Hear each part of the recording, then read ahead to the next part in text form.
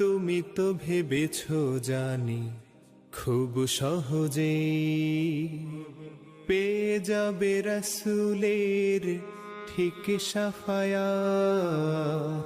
ঈমানের দাবি নিয়ে কাল আখিরায় পেয়ে যাবে সুবিশাল তুমি জান্নাত। আল্লাহ সুবহানাহু ওয়া তাআলা কোরআনে হাকিমের বিভিন্ন জায়গায় আল্লাহর ঈমানদার বান্দাদের মধ্য থেকে বিভিন্ন শ্রেণীর মানুষের কথা উল্লেখ করে আল্লাহ ঘোষণা দিয়েছেন আল্লাহ তাদেরকে ভালোবাসেন। আজ আমরা এমন ৮ সৌভাগ্যবান মানুষের কথা শুনব, যেই সৌভাগ্যবান মানুষগুলোকে আল্লাহ তাআলা ভালোবাসেন বলে কোরআনে জানিয়ে দিয়েছেন, ঘোষণা দিয়ে দিয়েছেন। এবং আমরা প্রতিটি পয়েন্ট যখন শুনব চেষ্টা করব ওই পয়েন্টটি আমার মধ্যে যেন চলে আসে, আমি যেন সে ৮ শ্রেণীর ৮ প্রকার গুণ যেন আমার মধ্যে চলে আসে, ৮ শ্রেণীর মধ্যে যেন আমি পড়ে যাই, সে চেষ্টা আমরা করব। আল্লাহ তাআলা আমাকে, আপনাকে, আমাদের সবাইকে আল্লাহর প্রিয় পাত্র, আল্লাহর ভালোবাসার বান্দা হওয়ার তৌফিক নসিব করুন। ভাইরা আমার, যেখানে আল্লাহকে ভালোবাসাটাই বিরাট গৌরবের ব্যাপার, সেখানে স্বয়ং আল্লাহ ভালোবাসবেন, কত বিশাল ব্যাপার। আমরা যে ৮ শ্রেণী মানুষের কথা বলবো, এগুলো আমরা বিভিন্ন সময় বিভিন্ন বক্তব্যে, বিভিন্ন কোরআনের আয়াতে, বিভিন্ন হাদিসে আমরা শুনেছি, পড়েছি, কিন্তু হয়তো এইভাবে রিয়েলাইজ করার সুযোগ অনেকের হয়নি যে আল্লাহ রাব্বুল আলামিন এই বিশেষ গুণ, বিশেষ বৈশিষ্ট্যধারী মানুষদেরকে ভালোবাসেন। তো আমরা সেগুলো জানবো ইনশাআল্লাহ। আল্লাহ তাআলা কোরআনে কারীমে বলেছেন, ওয়াল্লাযীনা আমানু আশাদ্দু হুব্বাল লিল্লাহ, যারা ঈমানদার, যারা আল্লাহর প্রতি ঈমান এনেছেন, আখিরাতের প্রতি ঈমান এনেছেন, সে মুমিন বান্দারা তারা আল্লাহকে সবচেয়ে প্রকটভাবে, সবচেয়ে শক্তভাবে, সবচেয়ে প্রগাঢ়ভাবে, সবচেয়ে বলিষ্ঠভাবে আল্লাহ রাব্বুল আলামিনকে ঈমানদারেরা ভালোবাসে। এটা আমাদের ঈমানদারদের ভালোবাসা। আমাদের ভালোবাসা সবচেয়ে প্রকট হবে, সবচেয়ে প্রগাঢ় হবে, সবচেয়ে বেশি ভালোবাসা হবে কার জন্য? কেন আল্লাহর জন্য ভালোবাসা হবে? কারণ ভালোবাসার যে সূত্র, কারোর গুণে মুগ্ধ হয়ে, কারোর অবদানে তুষ্ট হয়ে, তৃপ্ত হয়ে আমরা তাকে ভালোবাসি। সকল গুণের সৃষ্টিকর্তাকে আল্লাহ রাব্বুল আলামিন। যদি কারোর গুণে, কোনো ব্যক্তি বা বস্তুর গুণে আমাকে মুগ্ধ করে এবং তাকে ভালোবাসতে বাধ্য করে, তাহলে ওই ব্যক্তি বা বস্তুর গুণের সৃষ্টিকর্তা, যিনি এই গুণকে সৃষ্টি করেছেন, এই গুণ তার সৃষ্টি না হলে ওই ব্যক্তি বা বস্তুর মধ্যে আসতোই না। তাহলে সেই আল্লাহকে ভালোবাসা, এটা আমাদের বিবেকের দাবি, এটা আমাদের যুক্তি এবং ঈমানের দাবি কত বেশি হওয়ার কথা। ঠিক একইভাবে আমার প্রতি কারোর অবদান আছে, কেউ আমার উপকার করেছেন, অর্থ দিয়ে, কড়ি দিয়ে, পয়সা দিয়ে, কোনোভাবে আমার উপকার করেছেন, সেজন্য আমি তাকে ভালোবাসি। যিনি আমার উপকার করেছেন, তিনি নিজে উপকার করার ক্ষমতা সংরক্ষণ করেন না, আল্লাহ তাআলা তাকে উপকার করার ক্ষমতা দিয়েছেন, সামর্থ্য দিয়েছেন, তৌফিক দিয়েছেন, মানসিকতা দিয়েছেন, তাই তিনি করতে পেরেছেন। তাহলে যে আল্লাহর দান না হলে তিনি উপকারটাই করতে পারতেন না, তাহলে আমি কারোর দ্বারাই উপকৃত হয়ে তাকে যদি ভালোবাসি, তাহলে যে আল্লাহর দানে এই উপকারটা আমি পাওয়ার সুযোগ পেয়েছি, তাকে ভালোবাসা আমার ঈমানের কত বেশি দাবি হতে পারে।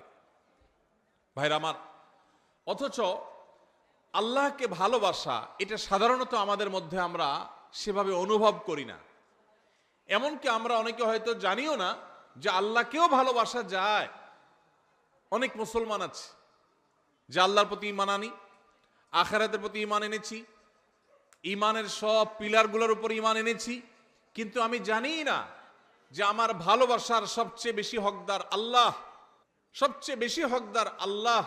এটা জানা তো দূরের কথা, আল্লাহ রাব্বুল আলামিনকেও যে ভালোবাসা যায় বা ভালোবাসা উচিত, এই সেন্সটুকু পর্যন্ত আমাদের অনেক মুসলমানদের মধ্যে নাই।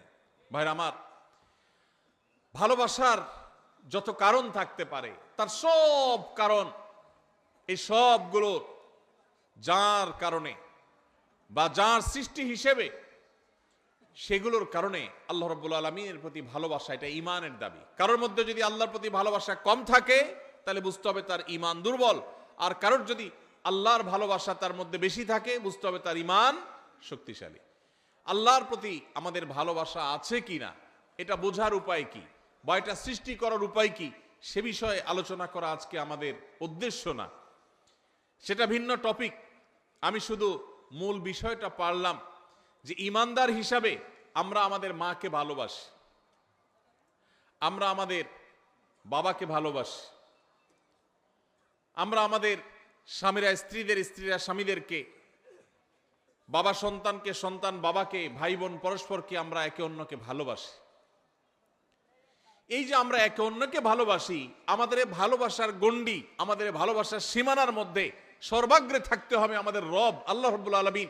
কারণ মা বাবা না হলে আমি দুনিয়াতে আসতাম না, আর আল্লাহ রাব্বুল আলামিন মা বাবাকে সৃষ্টি না করলে, তৌফিক না দিলে আমার দুনিয়াতে আসার কথা মা বাবাও চিন্তা করতেন না। এই জন্য ভাই, আল্লাহ তাআলাকে আমাদের ভালোবাসতে হবে। আল্লাহর প্রতি ভালোবাসা, এটা যখন আল্লাহর নেয়ামত সম্পর্কে আমরা জানবো, আল্লাহর দান অনুদানগুলোর কথা, আল্লাহর নেয়ামত রাজির কথা যখন আমরা গবেষণা করব, ভাববো, স্বয়ংক্রিয়ভাবে আল্লাহর ভালোবাসা আমাদের মধ্যে চলে আসবে। আল্লাহ তাআলা আমাদেরকে আল্লাহর ভালোবাসা অন্তরের অন্তঃস্থলে সুগভীরভাবে স্থাপন করার তৌফিক নসিব করুন। ভাইরা আমার, আল্লাহ রাব্বুল আলামিন তাকে যেখানে আমাদের ভালোবাসা কর্তব্য, সেখানে আল্লাহ তাআলা তার কিছু প্রিয় বান্দাদেরকে স্বয়ং ভালোবাসেন।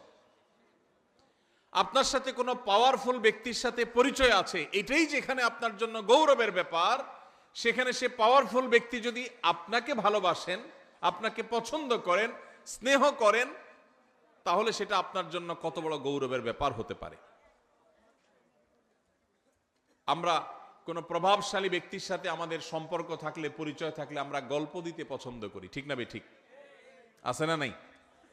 অমুক খালাতো ভাই, অমুক তালতো ভাই, অমুক ব্যয়, এসব গল্প দিতে আমাদের ভালো লাগে, কারণ লোকটা অনেক প্রভাবশালী। আর যদি স্বয়ং ওই লোকটাই বলে যে আমি অমুককে ভালোবাসি, আমার খুব পছন্দের, তাকে আমি অনেক লাইক করি, তাহলে এটা কত বড় গৌরবের বিষয় হতে পারে। আল্লাহ রাব্বুল আলামিন কোরআনে হাকিমে এইরকম ভালোবাসার, আল্লাহর পছন্দের মানুষগুলোর কথা বলেছে। আল্লাহর পছন্দের মানুষের তালিকায় আসার জন্য সর্বাগ্রে যে বিষয়টি থাকতে হবে তা হলো ঈমান। ঈমান না থাকলে কখনো আল্লাহর প্রিয় পাত্র হওয়ার সুযোগ নেই। ঈমানদারদের মধ্যে যে 8 শ্রেণী মানুষকে আল্লাহ তাআলা ভালোবাসেন বলে কোরআনে জানিয়েছেন, তার মধ্যে থেকে সর্বপ্রথম এবং প্রধান শ্রেণী হলেন ওই মানুষগুলো যারা মুহসিন। যারা কি? মুহসিন। মুহসিন শব্দের অর্থ হলো যারা সৎকর্ম করে, ভালো কাজ করে, অন্যের প্রতি অনুগ্রহ করে, ইহসান করে। খুঁটে খুঁটে কোথায় ভালো কাজ আছে সে সেখানে চলে যায়, কোন কাজটা ভালো সে সেই কাজটা করে, কারোর প্রতি অনুগ্রহ করার সুযোগ আসলে সে সেই সুযোগ হাতছাড়া করে না। এই লোকটাকে বলে মুহসিন। আল্লাহ রাব্বুল আলামিন কোরআনে হাকিমের অন্তত 4 জায়গায় এই একই কথা আল্লাহ তাআলা তাঁর ভাষায় তিনি ব্যক্ত করেছেন, প্রকাশ করেছেন। সূরা বাকারা 165 নম্বর আয়াত, সূরা আলে ইমরান 134 নম্বর আয়াত, একইভাবে সূরা আলে ইমরান 148 নম্বর আয়াত, সূরা মায়েদা 93 নম্বর আয়াত। এই 4 জায়গায় আল্লাহ রাব্বুল আলামিন একই কথা বলেছেন। সূরা বাকারা আল্লাহ বলেছেন, ওয়া আহসিনু ইন্নাল্লাহা ইউহিব্বুল মুহসিনিন। ঈমানদারদেরকে আল্লাহ তাআলা নির্দেশ করে বলছেন, তোমরা ভালো কাজ করো, কারণ ভালো কাজ যারা করে, নেকামল যারা করে, সওয়াবের কাজ যারা করে, এই মানুষগুলোকে আল্লাহ তাআলা ভালোবাসেন। সুবহানাল্লাহ। নেকামলকারীদেরকে আল্লাহ তাআলা ভালোবাসেন। ইহসানকারী, যে অন্যের প্রতি অনুগ্রহ করে, মানুষ তো মানুষ, পশু পাখির প্রতিও ইহসান করে, অনুগ্রহ করে, উপকার করে, মানুষের কল্যাণ পৌঁছায়, মানুষের একটা কাজ করে দেয়, পারলে একজনের সহযোগিতা করে দেয়, এই ইহসানকারী মানুষগুলোকে আল্লাহ তাআলা ভালোবাসেন। এই ভালোবাসার কথা আল্লাহ এক জায়গায় না, অন্তত একই কথা 4 জায়গায় আল্লাহ তাআলা রিপিট করেছেন, ওয়াল্লাহু ইউহিব্বুল মুহসিনিন। আল্লাহ রাব্বুল আলামিন ইহসানকারীদেরকে সৎকর্ম সম্পাদনকারীদেরকে, ভালো কাজ খুঁটে খুঁটে যারা করে সেই মানুষদেরকে, আল্লাহ তাআলার বান্দা, এমনকি আল্লাহর যে কোনো সৃষ্টির প্রতি যারা অনুগ্রহ করে, যাদের মনের মধ্যে মায়া আছে, যারা শক্ত হৃদয়ের না, যারা মানুষের প্রতি অবিচার করে না, জুলুম করে না, পারলে অনুগ্রহ করে, মায়া করে, দয়া করে, ভালোবাসে। মানুষ তো মানুষ, আপন তো আপন, এমনকি শত্রুর প্রতিও সে অবিচার করে না, পারলে অনুগ্রহ করে। এই মানুষগুলোকে আল্লাহ তাআলা ভালোবাসেন। ভাইরা আমার, তাহলে আমরা আল্লাহর ভালোবাসার মানুষগুলোর প্রথম শ্রেণীর সাথে পরিচিত ইতোমধ্যে হয়ে গেলাম। তারা হলো যারা খুঁজে খুঁজে সব নেকামল ভালো কাজগুলো করে, বিশেষ করে আল্লাহর সৃষ্টি একটি একটি করে খুঁজে সবার সাথে অনুগ্রহ করে, মায়া করে, দয়া করে, ইহসান করে। আমরা সেই কাতারে শামিল হওয়ার চেষ্টা করব তো ইনশাআল্লাহ। হে আরশে আজিমের মালিক, আপনি আমাদের সবাইকে মুহসিনদের কাতারে, আপনি যাদেরকে ভালোবাসেন বলে কোরআনে ঘোষণা দিয়েছেন, আল্লাহ আমরা যেন সেই মানুষদের কাতারে শামিল হতে পারি, সেই তৌফিক নসিব করেন। আজকের এই মাহফিল থেকে আমরা ভাই নিয়ত করে নেই, যখনই কোনো ভালো কথা শুনবো সবার আগে আমল করব। যখনই কোনো ভালো কথা জানবো সবার আগে সেটা বাস্তবায়ন করব। যখনই কারোর প্রতি উপকার করার, ইহসান করার, কারোর কল্যাণ পৌঁছানোর, কারোর সেবা করার, কারোর একটু সহযোগিতা করার সুযোগ পাবো, সবার আগে সেটা আমি ধরবো, হাতছাড়া করব না, চেষ্টা করবো তো ইনশাআল্লাহ। স্বার্থপরতার এই যুগে, স্বার্থান্ধের এই যুগে প্রত্যেকটা মানুষ নিজের স্বার্থ নিয়ে ভাবে, কারোর উপকারের কথা সাধারণত চিন্তা করে না। এমন স্বার্থান্ধ হয়ে গেছি আমরা আজ, এখন প্রবাদী হয়ে গেছে, আগে বাঁচলে বাপের নাম, নিজে বাঁচলে বাপের নাম। নিকৃষ্টতম একটা প্রবাদ আমাদের বাংলা ভাষায় প্রচলিত, নিকৃষ্টতম প্রবাদ, নিজে বাঁচলে বাপের নাম।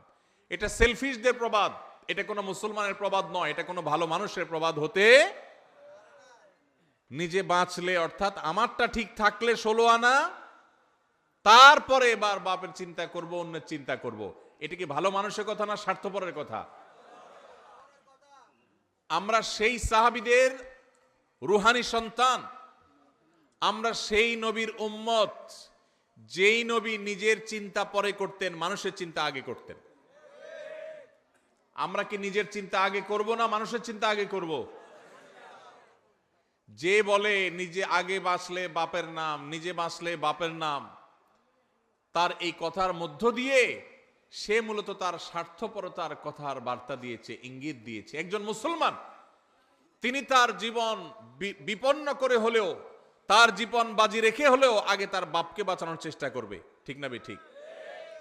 আপনার জীবন আপনার বাপের জীবন, দুইটার যে কোনো একটা টিকবে আপনি যদি এটা জানেন। আপনি আপনার মা, দুইজনের যে কোনো একজন বাঁচতে পারবেন যদি আপনি জানেন।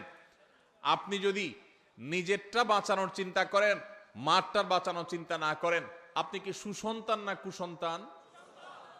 তাহলে বোঝা গেল স্বার্থপর এটা কখনো ভালো মানুষের চরিত্র নয়। একজন ভালো মানুষের চরিত্র হলো তিনি কিভাবে অন্যের উপকার করবেন। আল্লাহ রাব্বুল আলামিন কোরআনে কারিমে এই অন্যের প্রতি অনুগ্রহকারী মানুষদের প্রশংসা করেছেন বিভিন্ন জায়গায়। ওয়ায়ুসিরুনা আলা আনফুসিহিম ওয়ালাউ কানা বিহিম খাসাসা। আল্লাহ রাব্বুল আলামিন সাহাবীদের প্রশংসা করে বলেছেন তারা অন্যকে অগ্রাধিকার দেয়, নিজের উপরে অন্যকে অগ্রাধিকার দেয়। নিজের শত কষ্ট, শত প্রয়োজন থাকা সত্ত্বেও আরেক ভাইয়ের প্রয়োজন থাক, আমি নিলাম না, আমার ভাইকে দিলাম। ভাইরা আমার, নামাজি মুসলমান বহু পাবেন, কম হোক বেশি হোক সব এলাকায় পাবেন। রোজাদার মুসলমানও পাবেন। ওয়াজ মাহফিলে এসে ঘন্টাকে ঘন্টা বসে বসে ওয়াজ শোনার মতো মুসলমানও পাবেন। কিন্তু এই মুহসিন মুসলমান ঘরে ঘরে প্রত্যেকটা জায়গায় জায়গায় আপনি খুঁজে পাবেন না। এই জন্য আজকের এই মাহফিল থেকে আমরা মুহসিন মুসলমান হওয়ার প্রতিজ্ঞা করে, নিয়ত করে তারপর যাব ইনশাআল্লাহ। আল্লাহ আপনি আপনার বান্দা আমাদেরকে আপনার মুহসিন বান্দাদের কাতারে শামিল হওয়ার, গণ্য হওয়ার, তাদের অন্তর্ভুক্ত হওয়ার তৌফিক আপনি নসিব করেন। ভাইরা আমার, নিজের চিন্তা যারা শুধু করে, যারা স্বার্থপর হয়, তারা সুখী হয়, আর যারা অন্যের চিন্তা বেশি করে নিজের চাইতে এরা ডাবল সুখী হয়। কিভাবে ডাবল সুখী? আপনি শুধু নিজের চিন্তা করলে আপনি সুখী হবেন, ঠিক আছে। আপনি যদি নিজের চিন্তা বাদ দিয়ে বা নিজের চিন্তাকে অগ্রাধিকার না দিয়ে আরেকজনকে আপনি অগ্রসর করে দেন, আরেকজনের চিন্তা করেন যে আমি একটু কষ্ট করি, আরেকজনকে সুযোগ দিই, এইটা যদি আপনি চিন্তা করেন, মানুষের মুখে হাসি ফুটানোর যে আনন্দ, মানুষের উপকার করার যে আনন্দ, এই আনন্দ নিজে ভোগ করার মধ্যে কখনো নিহিত নেই। আমাদের এই প্রিয় স্বদেশ, এই প্রিয় বাংলাদেশকে যদি আমাদের গড়ে তুলতে হয়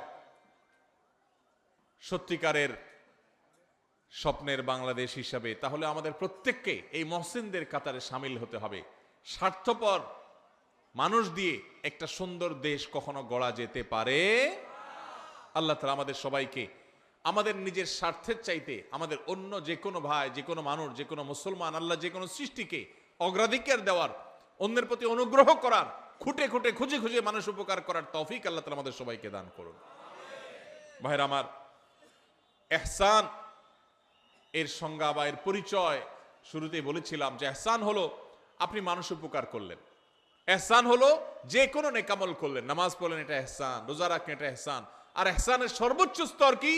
নবী করিম সাল্লাল্লাহু আলাইহি সাল্লাম হাদিসে জিবরিল, ঐতিহাসিক হাদিস, যে হাদিসে জিবরিল আলাইহিস সালামের মাধ্যমে আমাদেরকে দ্বীন শেখানো হয়েছে, সেই হাদিসে নবী করিম সাল্লাল্লাহু আলাইহি ওয়াসাল্লাম শিক্ষা দিয়েছেন কি? ইহসান হলো আনতা আবুদাল্লাহা কাআন্নাকা তারা ফাইন লাম তাকুন তারাহু ফাইন্নাহু ইয়ারাক। আপনি যখন ইবাদত করবেন, নামাজ পড়বেন, আপনার স্মরণ আসবে যে আমি নামাজে দাঁড়িয়েছি, আমি আল্লাহকে দেখছি, আল্লাহকে দেখছি, এই কথা মনে করে নামাজে দাঁড়াবেন। আর যদি এই কথা মনে করতে না পারেন, এতদূর শক্তিশালী ইমানদার না হন, তো কমপক্ষে এইটা ভাববেন যে আল্লাহ তাআলার অবজারভেশনে আমি আছি, আল্লাহ আমার দিকে তাকিয়ে আছে। ভাইরা আমার, আপনি কোথাও ডিউটি করেন কোনো কোম্পানির, কোম্পানির মালিক পেছনে দাঁড়ানো আছে, অন দ্য স্পট আপনি ডিউটি করছেন। আপনি যদি জানতে পারেন, আঁচ করেন, অনুভব করেন যে মালিক সাহেব পেছনে দাঁড়ানো আছে বা মনিটর করছেন আপনাকে, তাহলে আপনার কাজের সিরিয়াসনেস একটু হলেও বেশি হবে কি হবে না? আপনি একটু নড়ে চড়ে বসবেন কি বসবেন না? ভাইরা আমার, ঠিক একইভাবে আমরা যখন ইবাদত বন্দেগী করব, যে কোনো ভালো কাজ করব, আমরা চিন্তা করব আমাদেরকে কে দেখছেন? আল্লাহ দেখছেন। আল্লাহ রাব্বুল আলামিন সবকিছু দেখেন, কোনো কিছুই তার কাছে গোপনীয় থাকে না। বিধায় ওই মানসিকতা নিয়ে যদি ইবাদত করতে পারেন, এটা হলো ইহসানের সর্বোচ্চ স্তর, সর্বোচ্চ লেয়ার। আপনি মুহসিনদের মধ্যে সবচেয়ে আপার ক্লাসের মুহসিন হতে পারবেন যদি আপনার সমস্ত ইবাদত করার সময় আল্লাহর কথা স্মরণ হয়। আপনি যখন নামাজে দাঁড়িয়ে সূরা পড়ছেন, আপনার মনে হচ্ছে আল্লাহ আমাকে দেখছেন। এই যে ওয়াজ মাহফিলে বসে আপনি কোরআন এবং হাদিসের কথা শুনছেন, একটি ভালো কাজে এসেছেন, এখনো আপনার মনে হবে যে আমার আল্লাহ দেখছেন যে বান্দা আমার কোরআন হাদিসের কথা শুনছেন। অতএব আমার মনের মধ্যে যেন বাজে চিন্তা না আসে, আমার নিয়তের মধ্যে যেন ভেজাল না ঢুকে, আমি যেন ভুল কিছু না করি। আল্লাহ তাআলা আমাদের সবাইকে এইভাবে আমাদের সমস্ত আমলগুলোকে ইহসানের সর্বোচ্চ স্তর দিয়ে সাজিয়ে মুহসিনদের সবচেয়ে আপার ক্লাসে পৌঁছার তৌফিক নসিব করুন। তাহলে প্রথম প্রকার মানুষ পেয়ে গেলাম যাদেরকে আল্লাহ রাব্বুল আলামিন ভালোবাসেন, তারা হলেন মুহসিন। আল্লাহ রাব্বুল আলামিনের নির্দেশ পালন করতে গিয়ে সকল ভালো কাজে তাদেরকে পাবেন। সব সমাজে এরকম কিছু মানুষ কম হোক বেশি হোক পাবেন, যে খুঁজে খুঁজে দেখবেন যে সব ভালো কাজ করে। মসজিদে সবার আগে, বন্যা হয়েছে ত্রাণ নিয়ে সবার আগে, কেউ বিপদে পড়ছে সবার আগে, রমজানের রোজা সবার আগে, তারাবিতে সবার আগে, যে কোনো ভালো কাজে সবার আগে পাবেন।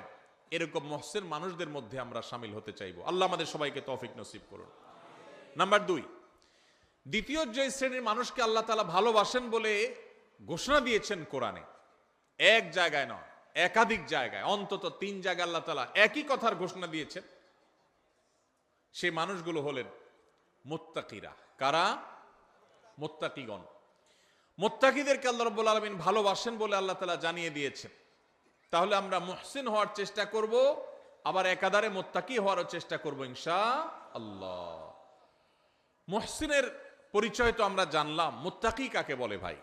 মুত্তাকি বলা হয় ওই ব্যক্তিকে, যেই ব্যক্তি আল্লাহর ভয়ের চেতনা, আল্লাহর সামনে তাকে দাঁড়াতে হবে, দুনিয়ার এই জীবন এক সময় শেষ হবে, এই সংসার এক সময় ভাঙবে এবং তাকে আল্লাহর সামনে যেতে হবে, দাঁড়াতে হবে, ওই কথা চিন্তা করে আল্লাহর সব আদেশগুলো মেনে চলে, নিষেধগুলো থেকে বেঁচে থাকে।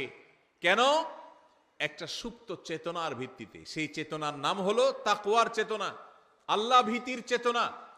এই চেতনা তাকে পরিচালিত করে, সে একটা মন্দ কাজ করার সুযোগ পায় কিন্তু সে করে না। কেন? তার অন্তরে সুপ্ত সেই তাকওয়ার চেতনা তাকে বাধা দেয় যে আল্লাহ না দেখছেন, আল্লাহ না নিষেধ করেছেন, এই কাজ করলে না আল্লাহ জাহান্নামে শাস্তি দিবেন, এই ভয়ে সে কাজ করে না। এর নাম তাকওয়া।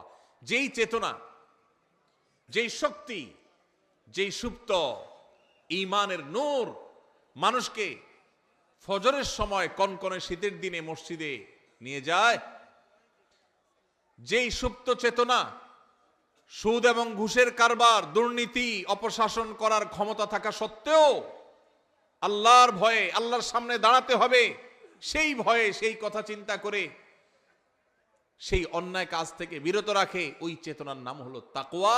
আর ওই চেতনা যার বক্ষে আছে, যার অন্তরে আছে, তার নাম হলো মুত্তাকি। তার নাম হলো কি ভাই? মুত্তাকি। নবী করিম সাল্লাল্লাহু আলাইহি সাল্লামের একজন আদরের সাহাবী অত্যন্ত চমৎকার ভাবে তাকওয়া এবং মুত্তাকির পরিচয় দিয়েছেন। সেটা হলো, একজন মানুষ একটা জায়গায় আছেন, তিনি আরেকটা জায়গায় যাবেন। এই জায়গায় যেতে গিয়ে মাঝখানে একটা জায়গা পড়বে, এখানে সব কাঁটাওয়ালা গাছ, যে গাছের কাঁটা নিচে পড়ে পড়ে পড়ে ভরে গেছে। এই লোকটা যখন এই জায়গাটা পার হবে, ওই কাঁটাওয়ালা জায়গাটা পার হওয়ার সময়, যেহেতু কণ্টকাকীর্ণ জায়গা, চতুর্পাশে কাঁটা আর কাঁটা, তখন এই লোকটা পার হওয়ার সময় খুব সতর্কতার সাথে পার হবে। পা ফেলার সময় যেখানে কাঁটা নাই দেখে ওখানে পা দিবে, আবার কোথায় কাঁটা নাই ওখানে আরেক কদম দিবে, এভাবে সে আগাবে। এত কিছুর পরও যদি কখনো তার পায়ে কাঁটা লেগে যায়, দ্রুততার সাথে সেটা বের করে সামনে আরো বেশি সতর্ক হয়ে সে হাঁটবে। ঠিক একইভাবে দুনিয়াতে আমরা এসেছি, আল্লাহ তাআলা আমাদেরকে এখান থেকে পার করে এই জীবনকে আল্লাহর কাছে নিয়ে যাবেন, আখিরাতে আমরা যাব। এখানে বহু কাঁটা বিছানো আছে ভাই, হারামের কাঁটা, অশ্লীলতার কাঁটা, অন্যায়ের কাঁটা, দুর্নীতির কাঁটা, চুরির কাঁটা, ডাকাতির কাঁটা, মিথ্যা কথা বলার কাঁটা, হাজারো হারাম কাঁটা এখানে বিছানো আছে। ঈমানদার এই কাঁটাগুলো থেকে বাছাই করে করে তিনি পা ফেলবেন। যেখানে মিথ্যা নাই সেখানে আছেন, যেখানে চুরি নাই সেখানে আছেন, যেখানে ডাকাতি নাই সেখানে আছেন, এভাবে করে করে তিনি জীবন পার করবেন। এরপরেও যদি কখনো তার গুনাহ হয়ে যায়, কাঁটা পড়ে যায়, তখন সে কাঁটা ফেলে তওবা করে আবার নতুন করে আরো বেশি সংকল্প করে শক্তিশালী তওবা করে সে সামনে হাঁটবে। এই যে চেতনা, এই যে গুনাহ থেকে বাঁচার চেষ্টা, এটার নাম হলো তাকওয়া। আর এই যে চেষ্টা যারা করে তাদের নাম কি? মুত্তাকি। আল্লাহ রাব্বুল আলামিন কোরআনে কারীমের সূরা তওবার 7 নম্বর আয়াতে তিনি ঘোষণা দিয়েছেন, ইন্নাল্লাহা ইউহিব্বুল মুত্তাকিন। আল্লাহ রাব্বুল আলামিন মুত্তাকিদেরকে ভালোবাসেন, মুত্তাকিদেরকে আল্লাহ তাআলা পছন্দ করেন, যারা হারাম থেকে বাঁচার জন্য এই রকম চেষ্টা করে। ঠিক একইভাবে আল্লাহ তাআলা সূরা আলে ইমরানের 76 নম্বর আয়াতে একই কথা বলেছেন, ফাইন্নাল্লাহা ইউহিব্বুল মুত্তাকিন। আল্লাহ রাব্বুল আলামিন মুত্তাকিদেরকে ভালোবাসেন। ভাইরা আমার, এই একই নির্দেশ আল্লাহ রাব্বুল আলামিন একই কথা একাধিক জায়গায় বলেছেন যে তিনি মুত্তাকিদেরকে ভালোবাসেন। তাহলে আমাদের সমাজে আপনি ডানে বামে খোঁজ করলে দেখবেন কিছু লোক আছে আপনার মসজিদে নামাজ পড়ে, আপনার এলাকায় বসবাস করে, হারামের ধারে কাছে নাই, হারাম দেখলে সে সেখান থেকে চলে যায়, আছে না নাই? যারা যুবক আছেন, কিছু কিছু বন্ধু বান্ধব আছে, দেখবেন যে বন্ধুরা সবাই মিলে কোনো অপকর্ম করবে, সেখানে হয়তো দুই একজন বন্ধু বলে, না দোস্ত আমি এখানে যাব না, আমি এই কাজ করব না, সে সেখানে যাইতে চায় না, আছে না নাই? এটাকে বলা হয় মুত্তাকি। যাদের সুপ্ত চেতনা তাদেরকে আল্লাহর ভয়ে অন্যায় থেকে বিরত রাখে, তার সুযোগ আছে, শক্তি আছে, সামর্থ্য আছে, পার্থিব কোনো কারণে নয়, শুধু আল্লাহ ভীতির চেতনার কারণে সে হারাম থেকে বেঁচে থাকার জন্য সংগ্রাম করে, এই লোকটাকে বলা হয় মুত্তাকি। এই লোকটাকে কোনো সিসি ক্যামেরা দ্বারা মনিটরিং করতে হয় না, তার বক্ষে অবস্থিত তাকওয়ার চেতনাই তাকে মনিটর করে, তাকে পাহারাদারি করে।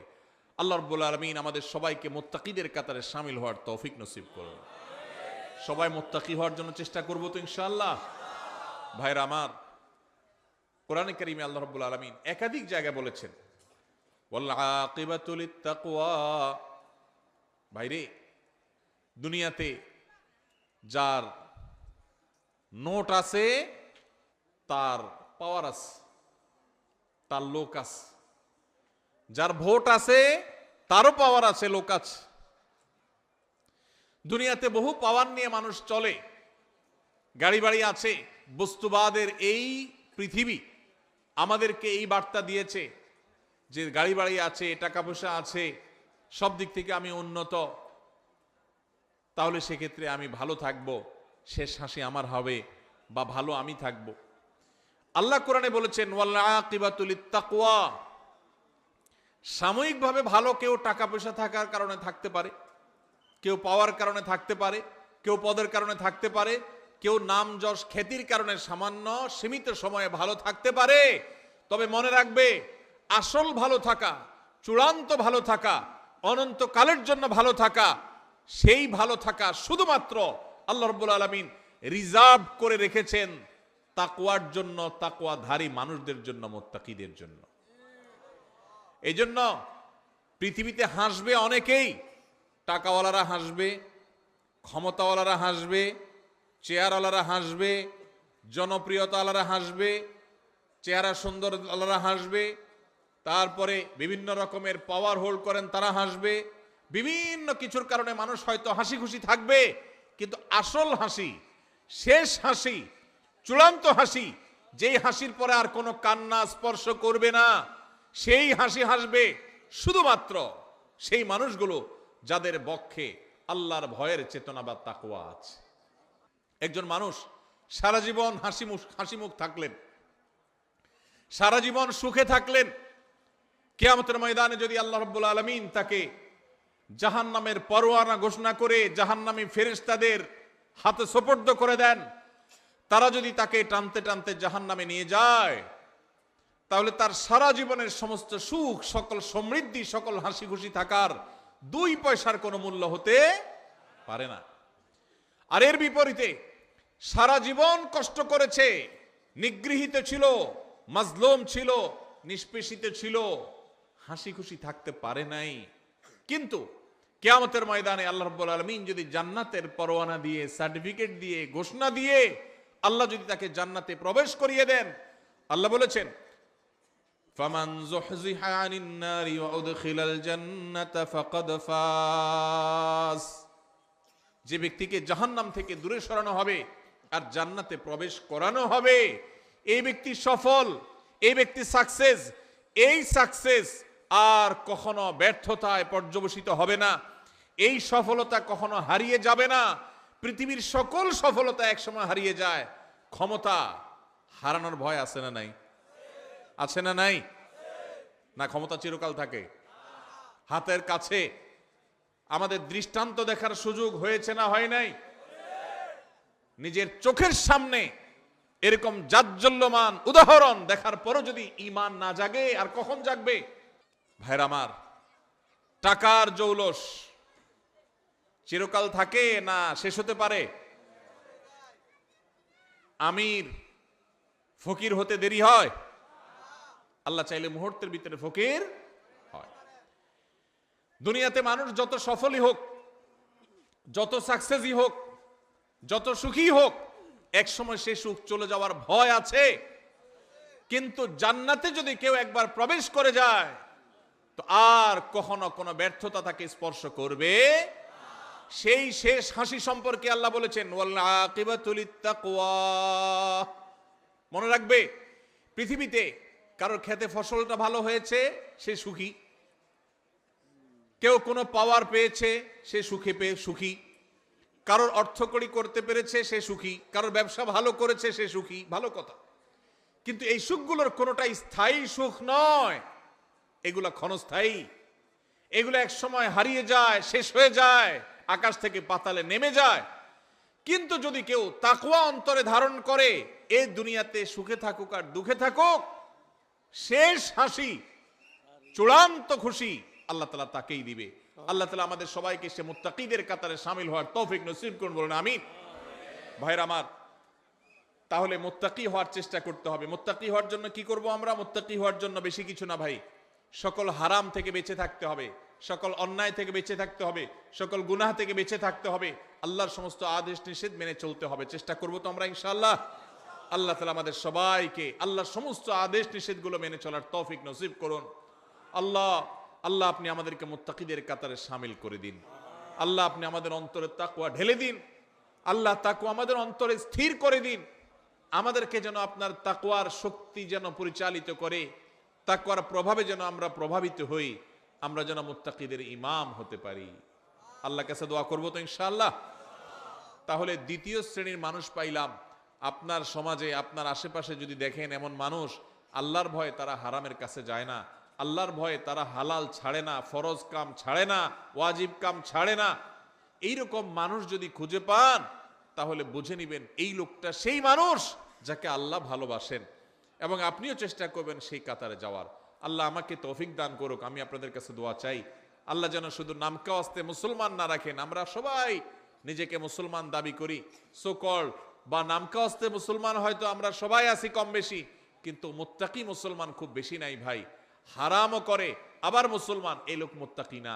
মুত্তাকি সে যে আল্লাহ নিষেধ করেছেন এটা জানার পর সকল লোভ থাকা সত্ত্বেও, সকল আকর্ষণ থাকা সত্ত্বেও সে সেখান থেকে নিজেকে বিরত রাখে।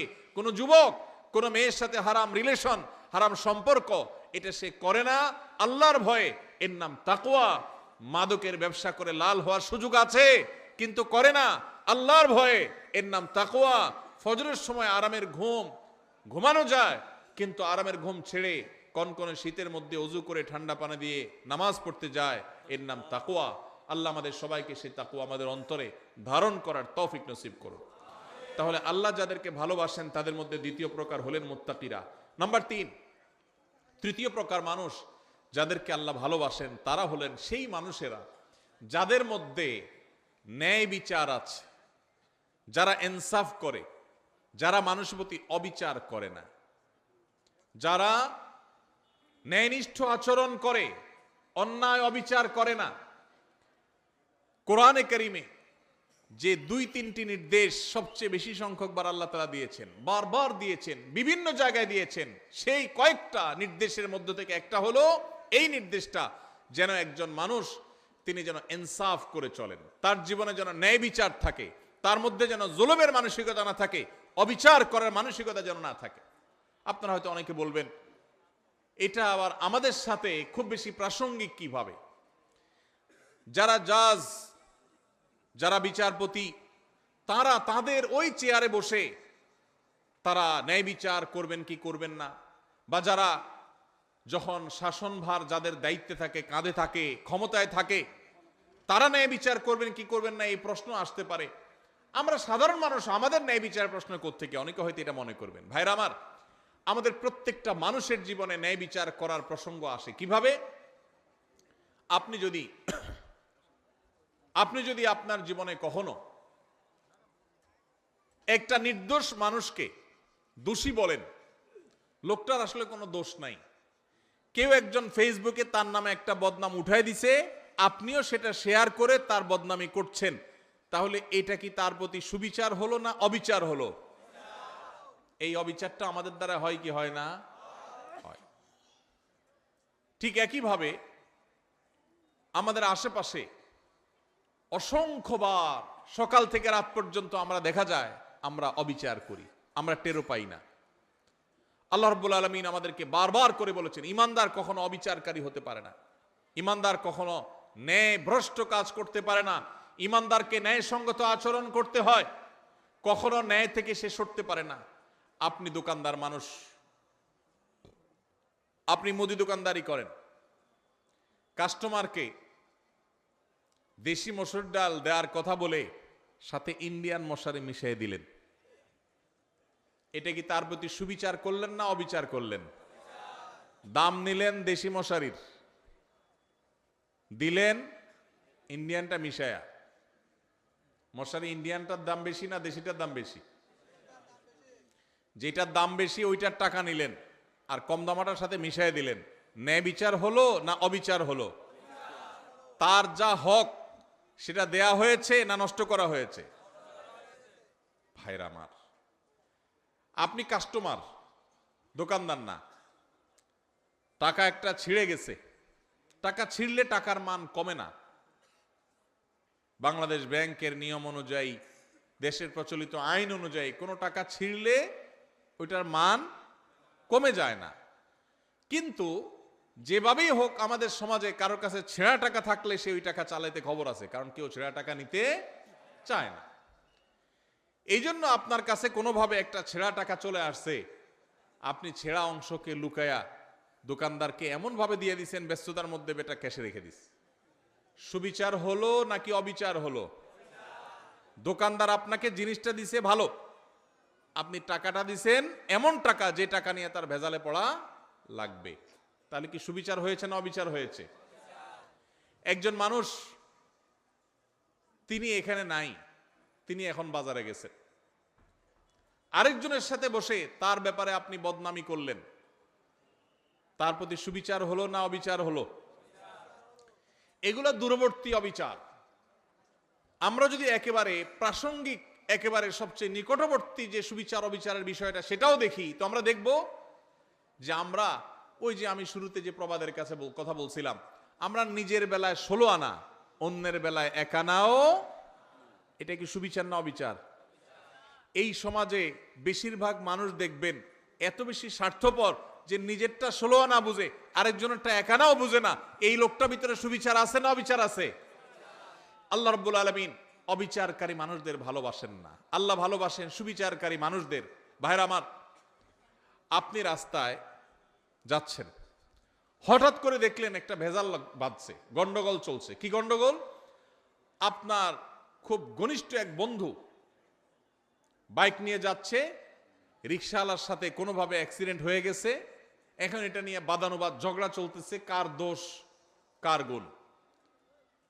আপনি সেখানে গিয়ে যখন দেখছেন যে আমার দোস্ত বাইক চালাচ্ছে, রিকশাওয়ালার সাথে সংঘর্ষ হয়েছে, রিকশা আরোহী পড়ে গেছেন, আহত হয়েছেন, রিকশাওয়ালা ক্ষতিগ্রস্ত হয়েছেন, আপনি চোখ বন্ধ করে ডাইরেক্ট যায়া যেভাবে হোক ঘুরায় পেঁচায় আপনার দোস্ত, আপনার বন্ধুর পক্ষ অবলম্বন করলেন, আর রিকশাওয়ালা বললেন, ভাই আপনারই তো দোষ মনে হচ্ছে। সুবিচার না অবিচার?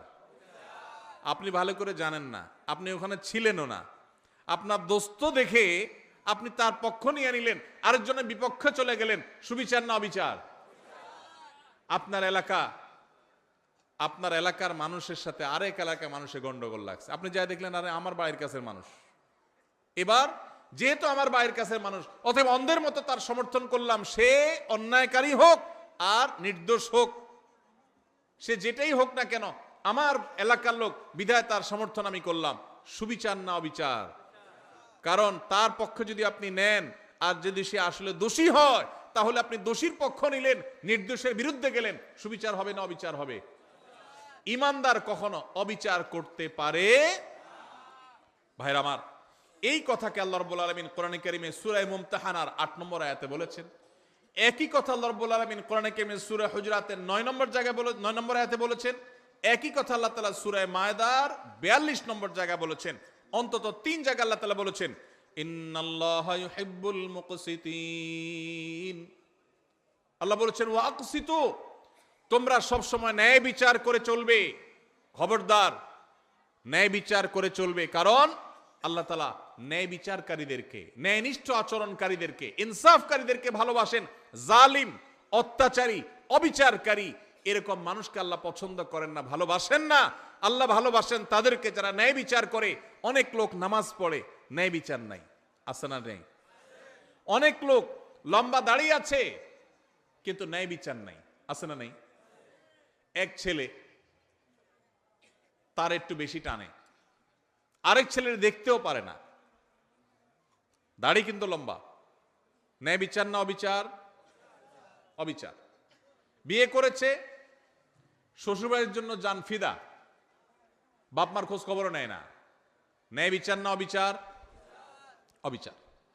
ইমানদার সব সময় কার কতটুকু হক, আমার বাবা তার হক এতটুকু আমি দিয়ে দিব, এতে যদি আমার শ্বশুর বাড়ি নাখোশ হয় হোক, এমনকি আমার শ্বশুর বাড়ির যতটুকু হক ততটুকু আদায় করতে গেলে যদি বাপের বাড়ি নাখোশ হয় হোক, আমি কোনোদিন অবিচার করব না।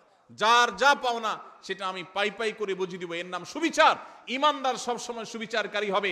আজকের এই সমাজে দাড়িওয়ালা মানুষ কম বেশি আছে, টুপিওয়ালা মানুষ কম বেশি পাওয়া যায়, নামাজি মানুষ রোজাদার মানুষ কম বেশি পাওয়া যায়, ওয়াজ মাহফিল শোনা মানুষের সংখ্যাও কম নয়, কিন্তু সুবিচারকারী মানুষের সংখ্যা এদেশে হাতে গোনা হয়ে গেছে, নগণ্য হয়ে গেছে, হারিয়ে গেছে। ভাইরা আমার, আমরা আমাদের জীবনের পরতে পরতে প্রত্যেকটা জায়গায় জায়গায় আমাদের ন্যায় বিচারের প্রশ্ন আসে। আমরা হয়তো মনে করেছি অনেকে ন্যায় বিচার আর অবিচার এগুলো তো জজদের কাজ, বিচারকদের কাজ। না ভাই, আপনি নিজে বিচারক। প্রতিটা পদে পদে আপনার বিচারের প্রশ্ন আসে। শুধুমাত্র মুসলমানদের সাথে না, এমনকি অন্য ধর্মের মানুষও যদি হয়, হিন্দু বৌদ্ধ খ্রিস্টান যে কোনো ধর্মের মানুষও যদি হয়, আল্লাহ বলেছেন কোরআনে, লা ইয়ানহাকুমুল্লাহু আনিল্লাযীনা লাম ইউকাতিলুকুম ফিদ-দীনি ওয়া লাম ইউখরিজুকুম মিন দিয়ারিকুম আন তাবাররুহুম ওয়া তুকসিতু ইলাইহিম ইন্নাল্লাহা ইউহিব্বুল মুকসিতিন। অন্য ধর্মের মানুষরা তোমাদের উপর যদি কোনো যুদ্ধ চাপায় না দেয়, তোমাদের দেশ থেকে বের করে না দেয়, শান্তিপূর্ণভাবে যদি সহাবস্থান করে, তাহলে তাদের প্রতি অন্য ধর্মের মানুষ হওয়া সত্ত্বেও ন্যায়নিষ্ঠ আচরণ করতে আল্লাহ নিষেধ করেন না, বরং ন্যায়নিষ্ঠ আচরণকারীদেরকেই আল্লাহ ভালোবাসেন। এই জন্য ন্যায়নিষ্ঠ আচরণ করবো তো ইনশাআল্লাহ। ভাইরা আমার, আমাদের জীবনের প্রতিটি পদে পদে কিন্তু ন্যায় আচরণ করার ব্যাপার আছে। এখন মুশকিল হলো, আমরা ন্যায়সঙ্গত আচরণ বা ন্যায় বিচার এটা অন্যের বেলা অনেক সময় করতে পারি, নিজের লোক হলে তখন পারি না। আল্লাহ রাব্বুল আলামিন সেজন্য বলেছেন, ওয়াইন কুলতুম ফাদিলু ওয়ালাউ কানা যা কুরবা। যখন কথা বলবা ইনসাফের সাথে বলবা, সত্যটা হক কথাটা বলবা, যদিও তোমার আত্মীয় হয়, রক্ত সম্পর্কীয়, কাছের লোক হয়, তারপরও হক কথা বলতে দ্বিধা করবা। একটা অপকর্ম করেছে কে? আপনার চাচাতো ভাই বা আপনার আপন ভাই বা আপনার শালা, আপনার কাছের কেউ। আপনার এখন মুখে একেবারে কুলুপ, মুখে তালা, আপনি কিচ্ছু দেখেন নাই, কারণ আকামটা করছে কে? কাছের লোক। এটা কি সুবিচার না অবিচার? অবিচার। আমার বাবাও যদি অন্যায় করেন, আর যদি এখানে আমার সাক্ষ্য দেওয়ার প্রশ্ন আসে, একজন মুকসিত যাকে আল্লাহ ভালোবাসেন, সেই সৌভাগ্যবান মানুষ, সেই ইমানদার, তিনি তার বাবার বিরুদ্ধে সাক্ষ্য দিবেন, তারপরেও তিনি অবিচার করবেন না। সহজ কথা না ভাই? ওয়াজ করা অনেক সহজ, এই বিষয়টা আমল করা এত সহজ না। আল্লাহ রাব্বুল আলামিন কোরআনে কারীমে সেজন্য বলেছেন, ওয়ালা ইয়াজরিমান্নাকুম শানাআনু কওমিন আল্লা তা'দিলু ই'দিলু হুয়া আকরাবু লিত-তাকওয়া। তোমার সাথে কারোর শত্রুতা আছে, কারোর শত্রুতা আছে, যেহেতু শত্রুতা আছে সেই জন্য ওই বেটা কোনো কারণে ফেঁসে গেছে। তুমি জানো যে লোকটার আসলে দোষ নাই, কিন্তু যেহেতু শত্রু, অতএব এই চান্সে সে যেহেতু ফেঁসে গেছে, পারলে ধরে আরো তার ডুবাই দাও।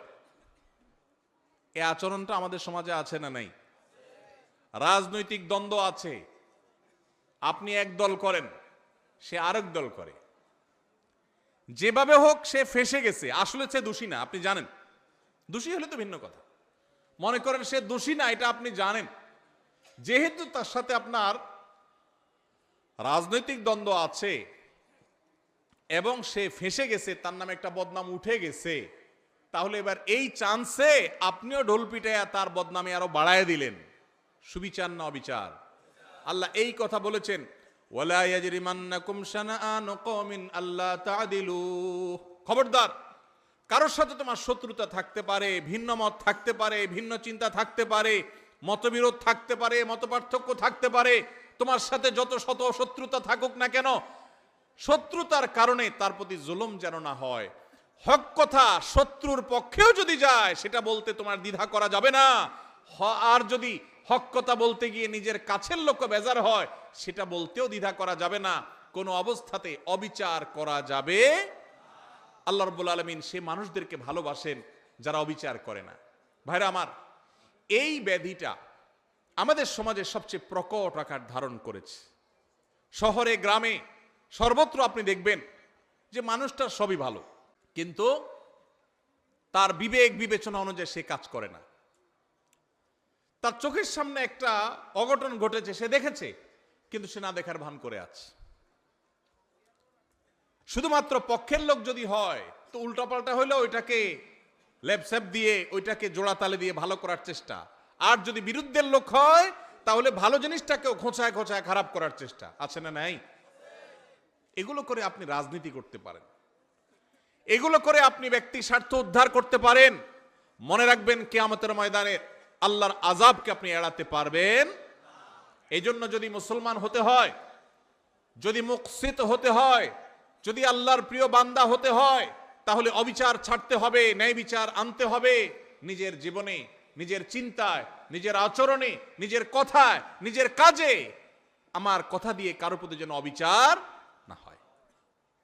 চেষ্টা করবো তো ইনশাআল্লাহ, আমাদের মুখ দিয়ে, আমাদের জবান দিয়ে কারোর প্রতি কোনো অবিচার যেন না হয়, কোনো অবস্থাতেই না। আল্লাহ আমাকে, আপনাকে, আমাদের সবাইকে এই আমলটি করার মধ্য দিয়েও আল্লাহর প্রিয় বান্দা যাদেরকে স্বয়ং আল্লাহ ভালোবাসেন।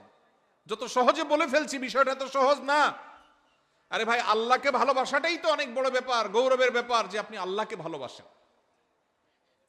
রাষ্ট্রের সর্বোচ্চ চেয়ারে মানুষ, তার সাথে আপনার সম্পর্ক আছে, আসা যাওয়া আছে, এইটুকুই তো আপনার গৌরবের জন্য যথেষ্ট।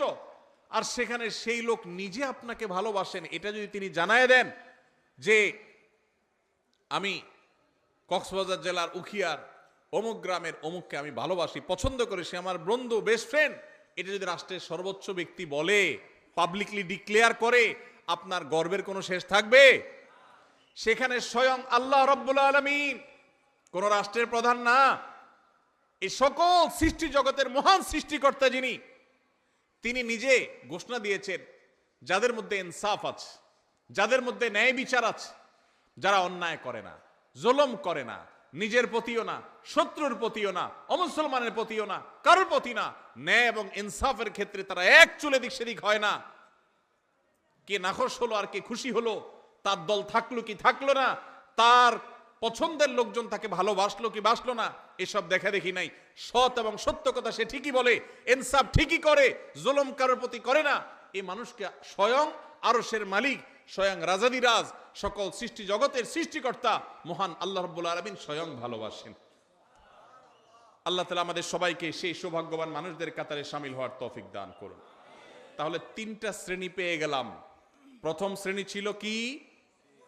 মুহসিন, যারা খুঁটে খুঁটে সব ভালো কাজগুলো করে, মানুষ উপকার করে, ইহসান করে।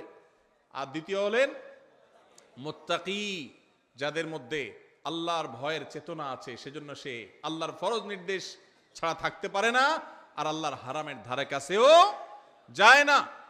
আর 3 নম্বর হলেন ইনসাফকারী, মুকসিত, যাদেরকে বলেছেন আল্লাহ। আল্লাহর ভাষা যারা মুকসিত, সে ইনসাফকারী, ন্যায় নিষ্ঠ আচরণকারী, কখনো অবিচার করে না, দোস্ত হোক আর যেই হোক। আল্লাহ তাআলা আমাদের সবাইকে এদের কাতারে শামিল হওয়ার তৌফিক দান করুন। নাম্বার 4 নম্বর হলো যারা তওবা করে। যারা কি করে ভাই? তওবা করে। আল্লাহু আকবার। আমাদের সবারই জীবনে ভুল ত্রুটি হয়, হয় কি হয় না বলেন? গুনাহমুক্ত কে কে আছেন এখানে? আছেন কেউ? সবারই আমাদের গুনাহ হয়। নবী সাল্লাল্লাহু আলাইহি ওয়াসাল্লাম এই কথাই বলেছেন, কুল্লু বনি আদম খাত্তা ওয়া খায়রুল খাত্তাইনা আত-তাওয়াবুন। সকল আদম সন্তানই কম বেশি অপরাধী, আমাদের সবারই কম বেশি দোষ আছে। কিছু লোক আছে সমাজে, দেখবেন সে কোনো দোষ খুঁজে পায় না। আছে না নাই? নিজের কোনো দোষ খুঁজে পায় না। বিপদ আপদ হলে বলে কি, আমার কেন এগুলা হলো, আমি বুঝলাম না, কি অন্যায়টা করলাম, আমি কি অন্যায় করছি, উনি খুঁজে পায় না। নিজের অন্যায় খুঁজে না পাওয়াটাই তো সবচেয়ে বড় অন্যায়, ঠিক না? ঠিক। মানুষ যার পরতে পরতে ভুল হয়, এটা ভুল হয়, ওইটা ভুল হয়, মানুষ, সেই মানুষ যদি নিজের ভুলের কথাই সে আঁচ করতে না পারে, এটাই তো সবচেয়ে বড় অন্যায়। অনেক লোক আছে দেখবেন বিড়ি বা সিগারেটের ধোঁয়া ছাড়তে ছাড়তে বলে, ভাই জানেন আমার এই জীবনে আমি কোনোদিন কারোর কোনো ক্ষতি করিনি। ছাড়তেছে কিসের ধোঁয়া? সিগারেটের ধোঁয়া। উপকার করতেছে না ক্ষতি করতেছে? ধোঁয়া ছাড়তে ছাড়তে বলে, জানেন ভাই এই জীবনে কোনোদিন কারোর কোনো ক্ষতি করি নাই। স্টিল সে ক্ষতি করতেছে, কিন্তু তার সে খবর। তো অনেক লোক এমন আছেন যে নিজের পাপ অপরাধ খুঁজে পায় না, বলে যে এত বিপদ আমার কেন, কি অন্যায়টা করলাম আমি, কি অন্যায় করছে উনি। ভাইরা আমার, আমাদের অজান্তে কত ভুল হয় বলেন। ধরেন আপনি নামাজে দাঁড়াইছেন, ইবাদত করতেছেন, আপনার জামাটা হয়তো কোনো কারণে একটু গন্ধ হয়ে গেছে, আপনি জানেনও না, হতে পারে না কোন এক সাইডে কোনো গন্ধ কিছু লাগছে বা কিছু, আপনার পাশের মুসল্লির কষ্ট হচ্ছে, অন্যায় না ন্যায় এটা? আপনি হয়তো টেরো পান নাই, হইতে পারে কি পারে না বলেন? আপনি হয়তো বাজারে গেছেন, পাবলিক বাসে উঠছেন, খুব চাপাচাপি ভিড়ের মধ্যে উঠছেন, এই চাপের মধ্যে একটু জোর করে উঠতে গিয়া হয়তো কেউ কষ্ট পেয়েছে, আপনি টেরো পান নাই, হতে পারে কি পারে না? হতে পারে না এরকম? আপনি হাঁটছেন, আপনার পায়ের নিচে হয়তো পিপিলিকা পড়ে মারা গেছে। পিপিলিকা আপনাকে কষ্ট দিলে নিধন করা জায়েজ আছে, তাকে মারা না জায়েজ না, কিন্তু কোনো প্রয়োজন ছাড়া, কোনো কারণ ছাড়া আল্লাহর কোনো প্রাণীকে অহেতুক হত্যা করা, এটা আপনার জন্য ইসলাম আপনি সেটা করতে বলে নাই। কিন্তু আপনার অজান্তে আপনার পায়ের নিচে পড়ে এরকম বহু প্রাণী হয়তো মারা গেছে, হোয়ারেস তাকে মারার কোনো কারণ হয়তো নাই, সে আপনার কোনো উপদ্রব করছে না, আপনি রাস্তা দিয়ে হেঁটে যাচ্ছেন, কিন্তু আপনার অজান্তে কাজটা হয়ে গেছে, হতে পারে কি পারে না? এরকম অন্তত কয়েক হাজার দৃষ্টান্ত এখানে বসে দেওয়া যাবে, খুঁটে খুঁটে বের করা যাবে, বড় তালিকা করা যাবে, যে আমাদের অজান্তেও আমাদের অনেক ভুল হয়। তাহলে কোনো মানুষ যদি বলে আমি আবার কি ভুল করলাম, আমার অন্যায়টা কি হলো, আমি অন্যায়টা কি করলাম, তাহলে এটাই হলো তার সবচাইতে বড় অন্যায়। আমার অপরাধটা কি, এই কথা যে বলে সে সবচেয়ে বড় অপরাধী। আল্লাহর কাছে বান্দা সব সময় তার অপরাধ বোধের কথা স্মরণ করবে। আমার অজান্তে কত অপরাধ হয়ে যাচ্ছে, জ্ঞাতসারে কত অপরাধ হয়ে যাচ্ছে। এই যে আমি কথা বলছি, এই কথাটা যে মাপে হওয়া দরকার একটু বেশি মাপে হয়ে যাচ্ছে, হতে পারে এটাও একরকমের সীমা লঙ্ঘন। আপনি আপনার বাবার সামনে মায়ের সামনে কথা বলছেন, বাবা মা নিজস্ব লোক, ঘরের লোক, সবচেয়ে আপন মানুষ, একটু জোরে বলে ফেলছেন, অন্যায় হয়ে যেতে পারে, তাদের মনে কষ্ট হতে পারে, তারা এটাকে মাইন্ডে নিতে পারেন, তাহলে এটা একটা অপরাধ হতে পারে, অথচ আপনার খবরই নেই যে আপনি অন্যায় করেছেন। এরকম অজস্র অপরাধ হয়। এজন্য ইমানদার সবসময় তওবা করবে। আমাদের প্রিয় নবী সাল্লাল্লাহু আলাইহি সাল্লামের প্রিয় একটা আমল ছিল নিয়মিত তওবা করা। আপনি মিডল ইস্টে গেলে দেখবেন আরাবিয়ানরা, বিশেষ করে সৌদি নাগরিকরা, কোনো ডাক্তারের ওয়েটিং রুমে বা কোনো পাবলিক প্লেসে, কোনো অপেক্ষার জায়গায় তারা এরকম লিখে রাখে ইমলা আওকাতাল ইন্তেজার বিল ইস্তিগফার, অর্থাৎ ওয়েটিং এর সময়টাকে আল্লাহর কাছে ইস্তেগফার করে কাটান। ভাইরা আমার, এই জন্য নবী সাল্লাল্লাহু আলাইহি সাল্লাম নিয়মিত প্রতিদিন ইস্তেগফার করতেন, কমপক্ষে 70 বার, সম্ভব হলে আরো বেশি সংখ্যক বার আমরা ইস্তেগফার করার চেষ্টা করব। আল্লাহ আমাদের সবাইকে তৌফিক দান করুন। ইস্তেগফারের চেতনা হলো আল্লাহর কাছে নিজের অপরাধের কথা স্মরণ করে ক্ষমা চাওয়া, যে আল্লাহ আপনি মাফ করে দেন, আল্লাহ আমি আর গুনাহ করব না, আল্লাহ আমার অজান্তে ভুল হতে পারে, জ্ঞাতসারে ভুল হতে পারে, আল্লাহর কাছে মাপ চাওয়া। আল্লাহর কাছে মাপ চাওয়ার একটা মজা আছে ভাই। মানুষের কাছে মাপ চাইলে আপনার মনটা দেখবেন খারাপ হয়ে গেছে, একজনের কাছে আপনার ছোট হওয়া লাগছে, সে আপনার বলছে এখন মাপ চাবি, জোর করে আপনার মাপ চাওয়াইছে, আপনার কাছে ভালো লাগবে না খারাপ লাগবে? যে কোনো মানুষের কাছে, কারোর কাছে কেউ মাপ চাইতে ভালো লাগে না। কিন্তু আপনি আল্লাহর কাছে একটু মাপ চেয়ে দেখেন, চোখের পানি ফেলে, আল্লাহ আমার ভুল হয়েছে, আপনি মাফ করে দেন, আল্লাহ আপনি আমাকে মাগফিরাত নসিব করেন। আপনি যদি আল্লাহর কাছে মাপ চান, চোখের পানি ফেলেন, আল্লাহর শপথ, পৃথিবীর বহু সুখ, বহু তৃপ্তির চাইতে বেশি তৃপ্তিদায়ক হবে আল্লাহর কাছে মাপ চাওয়ার মুহূর্তগুলো। সালহাতু সাঙ্গেবুদি দিল খারাস আজমুদে এক জামানা খাকেবাস। পাথর হয়ে তো বহুকাল ছিলে ভাই, একটু আল্লাহর কাছে চোখের পানি ফেলে একটু দোয়া করে কেঁদে কেটে দেখো, আল্লাহ আপনি আমাকে মাফ করে দেন, আল্লাহ কত ভুল করেছি আপনি ক্ষমা করে দেন। এই ক্ষমা চাওয়ার মধ্যে যে তৃপ্তি আছে, পৃথিবীর বহু ভোগের মধ্যে সেই তৃপ্তি নাই। এই জন্য আল্লাহ ভালোবাসেন সেই মানুষগুলোকে যারা তওবা করে। তওবা কি?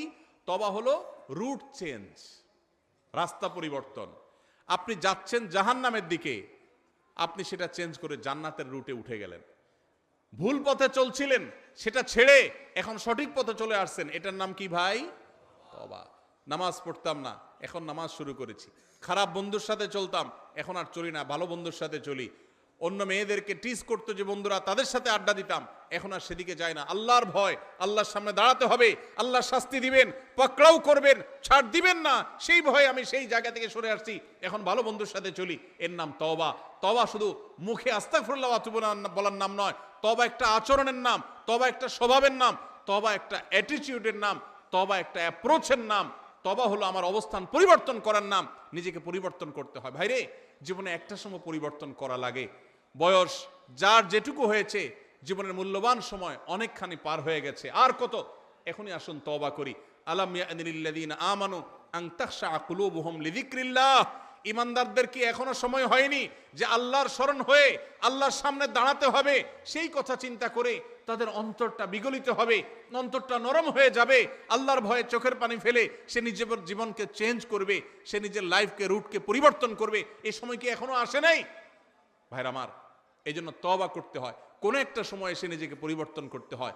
আজকের এই মাহফিল থেকে আসুন পরিবর্তনের শপথ করে যাই, অঙ্গীকার করি, নিয়ত করি যে আমি আর খারাপের পথে যাব না, আমার জীবনে খারাপ কোনো কিছু আমি আর রাখতে দিব না, আমি নিজেকে পরিবর্তন করব, চেষ্টা করব তো ইনশাআল্লাহ। যদি এটা করতে পারেন, অটোমেটিক আল্লাহর ভালোবাসা পেয়ে যাবেন, অটোমেটিক আল্লাহর ভালোবাসা পাবেন। প্রসিদ্ধ একটি হাদিস আপনারা বারবার শুনেছেন হয়তো, নবী করিম সাল্লাল্লাহু আলাইহি সাল্লাম বলেছেন, আল্লাহর বান্দা, আল্লাহর বান্দা আল্লাহ অনেক ভালোবাসেন।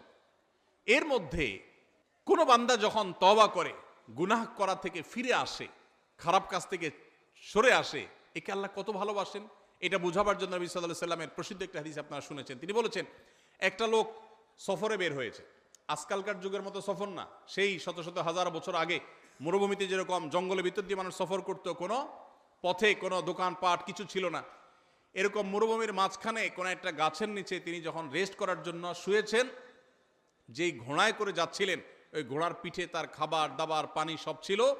ঘুম থেকে উঠে দেখেন ঘোড়া উধাও, নাই, রশি ছিঁড়ে নাই হয়ে গেছে। যতদূর চোখ যায় কোথাও কোনো মানুষ নাই, ঘোড়া তো নাই, কিছুই নেই। তো এই লোকটা অপেক্ষা করছে, একদিন, 2 দিন, 3 দিন, রাত যায়, দিন আসে, আর ঘোড়া আসার নাম নাই, আর এই মরুভূমিতে কোনো মানুষজনও নাই। তার এখন তৃষ্ণায় প্রাণ বের হওয়ার উপক্রম, ক্ষুধায় যান বের হওয়ার উপক্রম, আর কোথায় যাবে তার কোনো সীমারেখা নাই, শত শত হাজারো কিলোমিটার দুদু মরুভূমি। এরকম অবস্থায় লোকটা জীবনের আশা ছেড়ে দিছে, তাহলে আমার এখানেই বোধহয় মরে যেতে হবে। এই অবস্থায় সে যদি গাছের সাথে হেলান দিয়ে বা যে কোনোভাবে চোখ বন্ধ করে বা রেস্ট করে, আর হঠাৎ করে দেখতে পায় তার সেই ঘোড়া আবার সব জিনিসপত্র পিঠে যেভাবে ছিল ওইভাবে আছে, আর সে হাজির হয়ে গেছে, এই লোকটা যতটা খুশি হবে, এবং খুশির চোটে সে আল্লাহ রাব্বুল আলামিন এর প্রশংসা করতে গিয়ে সে তার কথা পর্যন্ত পরিবর্তন হয়ে যাবে, ভুল বলে ফেলবে। এই লোকটা যেরকম আনন্দে আত্মহারা হয়ে যাবে, আল্লাহ তাআলার কোন বান্দা যখন তার জীবনকে পরিবর্তন করার সিদ্ধান্ত নেয় যে আমি আর খারাপ বন্ধুর সাথে চলবো না, খারাপ পথে চলবো না, কারোর কষ্ট দিব না, গুনাহের পথে যাব না, বেনামাজি থাকবো না, সে যখন রুট চেঞ্জ করার সিদ্ধান্ত নেয়, তওবা করে, খারাপ পথ থেকে ভালো পথে ফিরে আসে, স্বয়ং আল্লাহ রাব্বুল আলামিন ঠিক একইভাবে তার এই তওবার কারণে আল্লাহ তাআলা খুশি হয়ে যান, আনন্দিত হন, তার প্রতি আল্লাহ তাআলা সন্তুষ্ট হয়ে যান। আর এই কথাটাকে আল্লাহ রাব্বুল আলামিন কোরআনে হাকিমের একাধিক জায়গায় আল্লাহ তাআলা ব্যক্ত করেছেন। সূরা বাকারা 222 নম্বর আয়াতে আল্লাহ রাব্বুল আলামিন বলেছেন, ইন্নাল্লাহা ইউহিব্বুত তাওয়াবিনা ওয়া ইউহিব্বুল মুতাতাহহিরিন। যারা তওবা করে, যারা জীবনকে পরিবর্তন করে, আল্লাহ তাদেরকে ভালোবাসে। এই জন্য ভাই জীবন পরিবর্তন করবো তো ইনশাআল্লাহ, শুধু ওয়াজ শুনবো না, পরিবর্তনও করবো ইনশাআল্লাহ, পরিবর্তন করবো তো ইনশাআল্লাহ।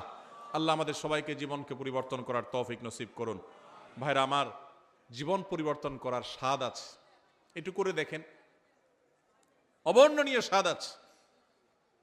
গুনাহের স্বাদ বহু পেয়েছেন, গুনাহ ছাড়ারও স্বাদ আছে ভাই।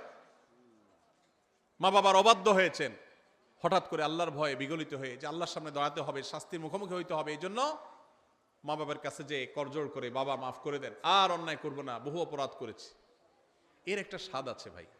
শয়তান আমাদেরকে জীবন চেঞ্জ করতে দেয় না, কিন্তু আপনি জীবন চেঞ্জ করে দেখেন, আপনার রুট চেঞ্জ করে দেখেন, তওবা করে দেখেন, অসম্ভব রকমের তৃপ্তি পাবেন, ঈমানি স্বাদ পাবেন। আল্লাহ তাআলা আমাদের সবাইকে তওবাকারীদের কাতারে শামিল হওয়ার তৌফিক নসিব করুন। ভাইরা আমার, ঠিক একইভাবে সূরা তওবার 108 নম্বর আয়াতেও আল্লাহ রাব্বুল আলামিন যাদেরকে ভালোবাসেন তাদের কথা বলেছেন। তাহলে এই আয়াত থেকে সূরা তওবা, সূরা বাকারার 222 নম্বর আয়াত থেকে আমরা জানলাম আল্লাহ তাআলা তওবাকারীকে ভালোবাসেন। এই জন্য তওবা করবো তো ইনশাআল্লাহ। তাহলে আল্লাহর ভালোবাসার চতুর্থ শ্রেণীর মানুষের পরিচয় পেলাম, তারা হলেন তওবাকারীরা। তারা কারা? তওবাকারীরা। আস্তাগফিরুল্লাহ ওয়া আতুবু ইলাইহি, আল্লাহর কাছে ক্ষমা চাই, আল্লাহর কাছেই ফিরে যাই, আল্লাহর কাছেই ফিরে আসছি, আল্লাহর দিকেই প্রত্যাবর্তন করছি, শয়তানের দিকে গেছিলাম আবার সরে আসছি, এর নাম তওবা। গুনাহ করছিলাম, গুনাহ ছেড়ে আল্লাহর বাধ্যতাগত হয়ে গেলাম, এর নাম তওবা। চেষ্টা করবো তো ইনশাআল্লাহ। ভাইরা আমার, আত্তাইবু মিনাজ যামবি কামান লা যামবা লাহ। যুবক ভাইরা আমার, জীবনে অনেক অপরাধ হয়ে গেছে, মোবাইলে অনেক হারাম জিনিস দেখেছেন, অনেক অপকর্ম করে ফেলেছেন, অনেক গুনাহ হয়ে গেছে, অনেক অন্যায় হয়ে গেছে। সুসংবাদ হলো, যদি তওবা করার ডিসিশন নেন, সিদ্ধান্ত নেন যে না আমি জীবনকে পরিবর্তন করব, আল্লাহ রাব্বুল আলামিন এত দয়ালু, এত মায়ালু, এত আরহামুর রাহিমিন যে বান্দা যদি তওবা করার সিদ্ধান্ত গ্রহণ করে, আপনার আমার মালিকের ঘোষণা আছে। নবী সাল্লাল্লাহু আলাইহি সাল্লাম বলেছেন, আত্তাইবু মিনাজ যামবি কামান লা যামবা লাহ। কেউ যদি পাপাচার করার পর ফিরে আসে, তওবা করে, জীবন পরিবর্তন করার সংকল্প করে, সিদ্ধান্ত নেয়, কামান লা যামবা লাহ, তার আগের পাপগুলো আল্লাহ তাআলা এমন ভাবে মাফ করে দেন যেন তার আমল নামাতে, প্রোফাইলে কিছুই ছিল না, সব ক্লিন, পরিষ্কার হয়ে যায়, পুরা ডিলেট হয়ে যায়, রিসেট হয়ে যায়। আল্লাহ তাআলা তার সমস্ত গুনাহ মাফ করে দেন যদি সে সমস্ত গুনাহ থেকে তওবা করতে পারে। তওবা করবো তো ইনশাআল্লাহ। ভাইরে, যেদিন নাকের ডগার নিঃশ্বাস শেষ হয়ে যাবে, চোখের সামনে জাহান্নাম দেখা যাবে, সেদিন তওবার জিগির তুলবেন, অনন্তকাল তওবা করবেন, 2 পয়সার লাভ হবে না। এখনো নিঃশ্বাস আছে নাকের ডগায়, এখনো শ্বাস প্রশ্বাস প্রবাহিত হয়। অতএব এখনই সময় তওবা করার, এখনই সময় তওবা করার। তওবার জন্য কোনো বয়সের প্রয়োজন হয় না। আমরা মনে করি বুড়া বয়সে তওবা করতে হয়, না ভাই, যৌবন বয়সেই তওবা করতে হয়। আল্লাহ আমাদেরকে আল্লাহর তওবাকারী বান্দাদের কাতারে শামিল হওয়ার তৌফিক দান করুন। তাহলে 4 নম্বর, যাদেরকে আল্লাহ ভালোবাসেন তারা হলেন কারা? তওবাকারীরা। নাম্বার 5, উত্তম রূপে পবিত্রতা অর্জনকারী। এদেরকে আল্লাহ তাআলা ভালোবাসেন, যারা খুব ভালোভাবে পবিত্রতা অর্জন করে। ভালোভাবে পবিত্রতা অর্জন করা বলতে, আপনি যখন অজু করবেন, অজুটা সুন্দর করে করবেন। অজু সুন্দর করে করার মানে এই না যে পানি 3 বালতি খরচ করা। কম পানিতে ভালো করে অজু করতে পারা, এটাই হলো একজন আদর্শ ইমানদারের বৈশিষ্ট্য। আমাদের সমাজে দেখবেন আমরা টেপে অজু করি, তো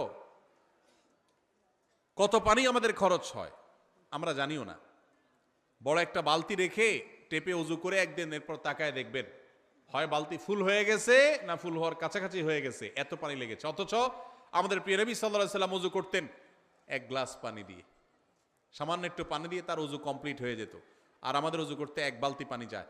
এই যে যারা মনে করেন যে আমি কি এমন অপরাধ করলাম, আপনার লাগবে 1 গ্লাস, আপনি লাগাইছেন 1 বালতি, অপরাধ না? অপরাধ না? অপচয় হলো কি হলো না? খবরও নেই।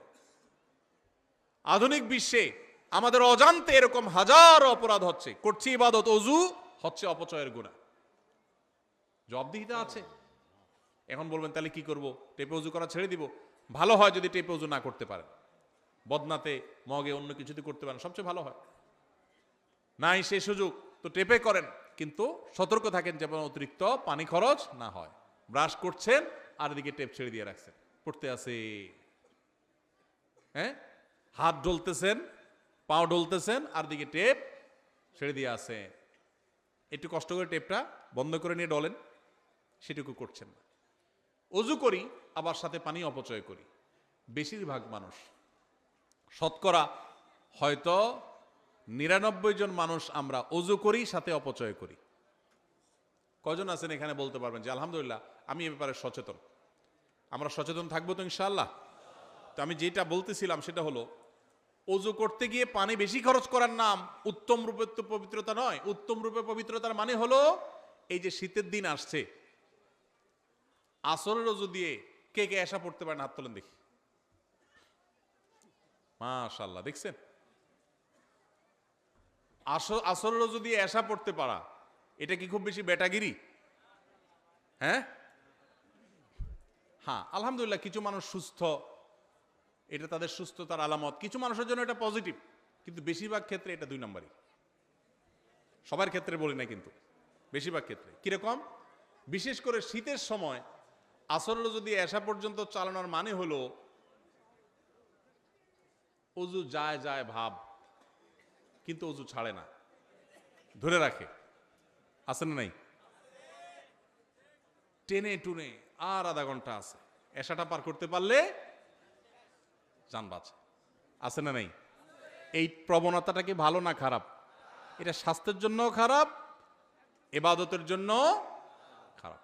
নবী করিম সাল্লাল্লাহু আলাইহি সাল্লাম বলেছেন, আলা আদুল্লুকুম আলা মা ইয়ামহুল্লাহু বিল খাতায়া ওয়া ইয়ারফাউ বিহি দারাজাত। কিছু আমল আছে যেগুলো মানুষের গুনাহ মাফ করে দেয়, আল্লাহর কাছে মর্যাদা বাড়ায় দেয়। এর ভিতরে একটা আমল হলো ইসবাগুল ওযুই আলাল মাকারিহ, কষ্ট উপেক্ষা করে হলেও ভালো করে ওযু করা, কষ্ট উপেক্ষা করে হলেও ভালো করে ওযু করা। এই জন্য ওযু করতে কষ্ট হলেও ছেড়ে দিব ওযু। আপনার বাথরুমের বেগ আছে, বায়ুর বেগ আছে, পেশাবের বেগ আছে, কষ্ট করে আটকে রাখছেন, নামাজ পড়তেছেন, এটা নামাজ না, এটা ভালো করে নামাজ পড়া হলো না, ছেড়ে দেন ওযু। ফ্রেশ ওযু করলে মরে যাবেন নাকি? একটু কষ্ট হবে ঠান্ডাতে, কি সমস্যা? কিন্তু ফ্রেশ মোডে ইবাদত করবেন, ওইটার সওয়াব বেশি হবে।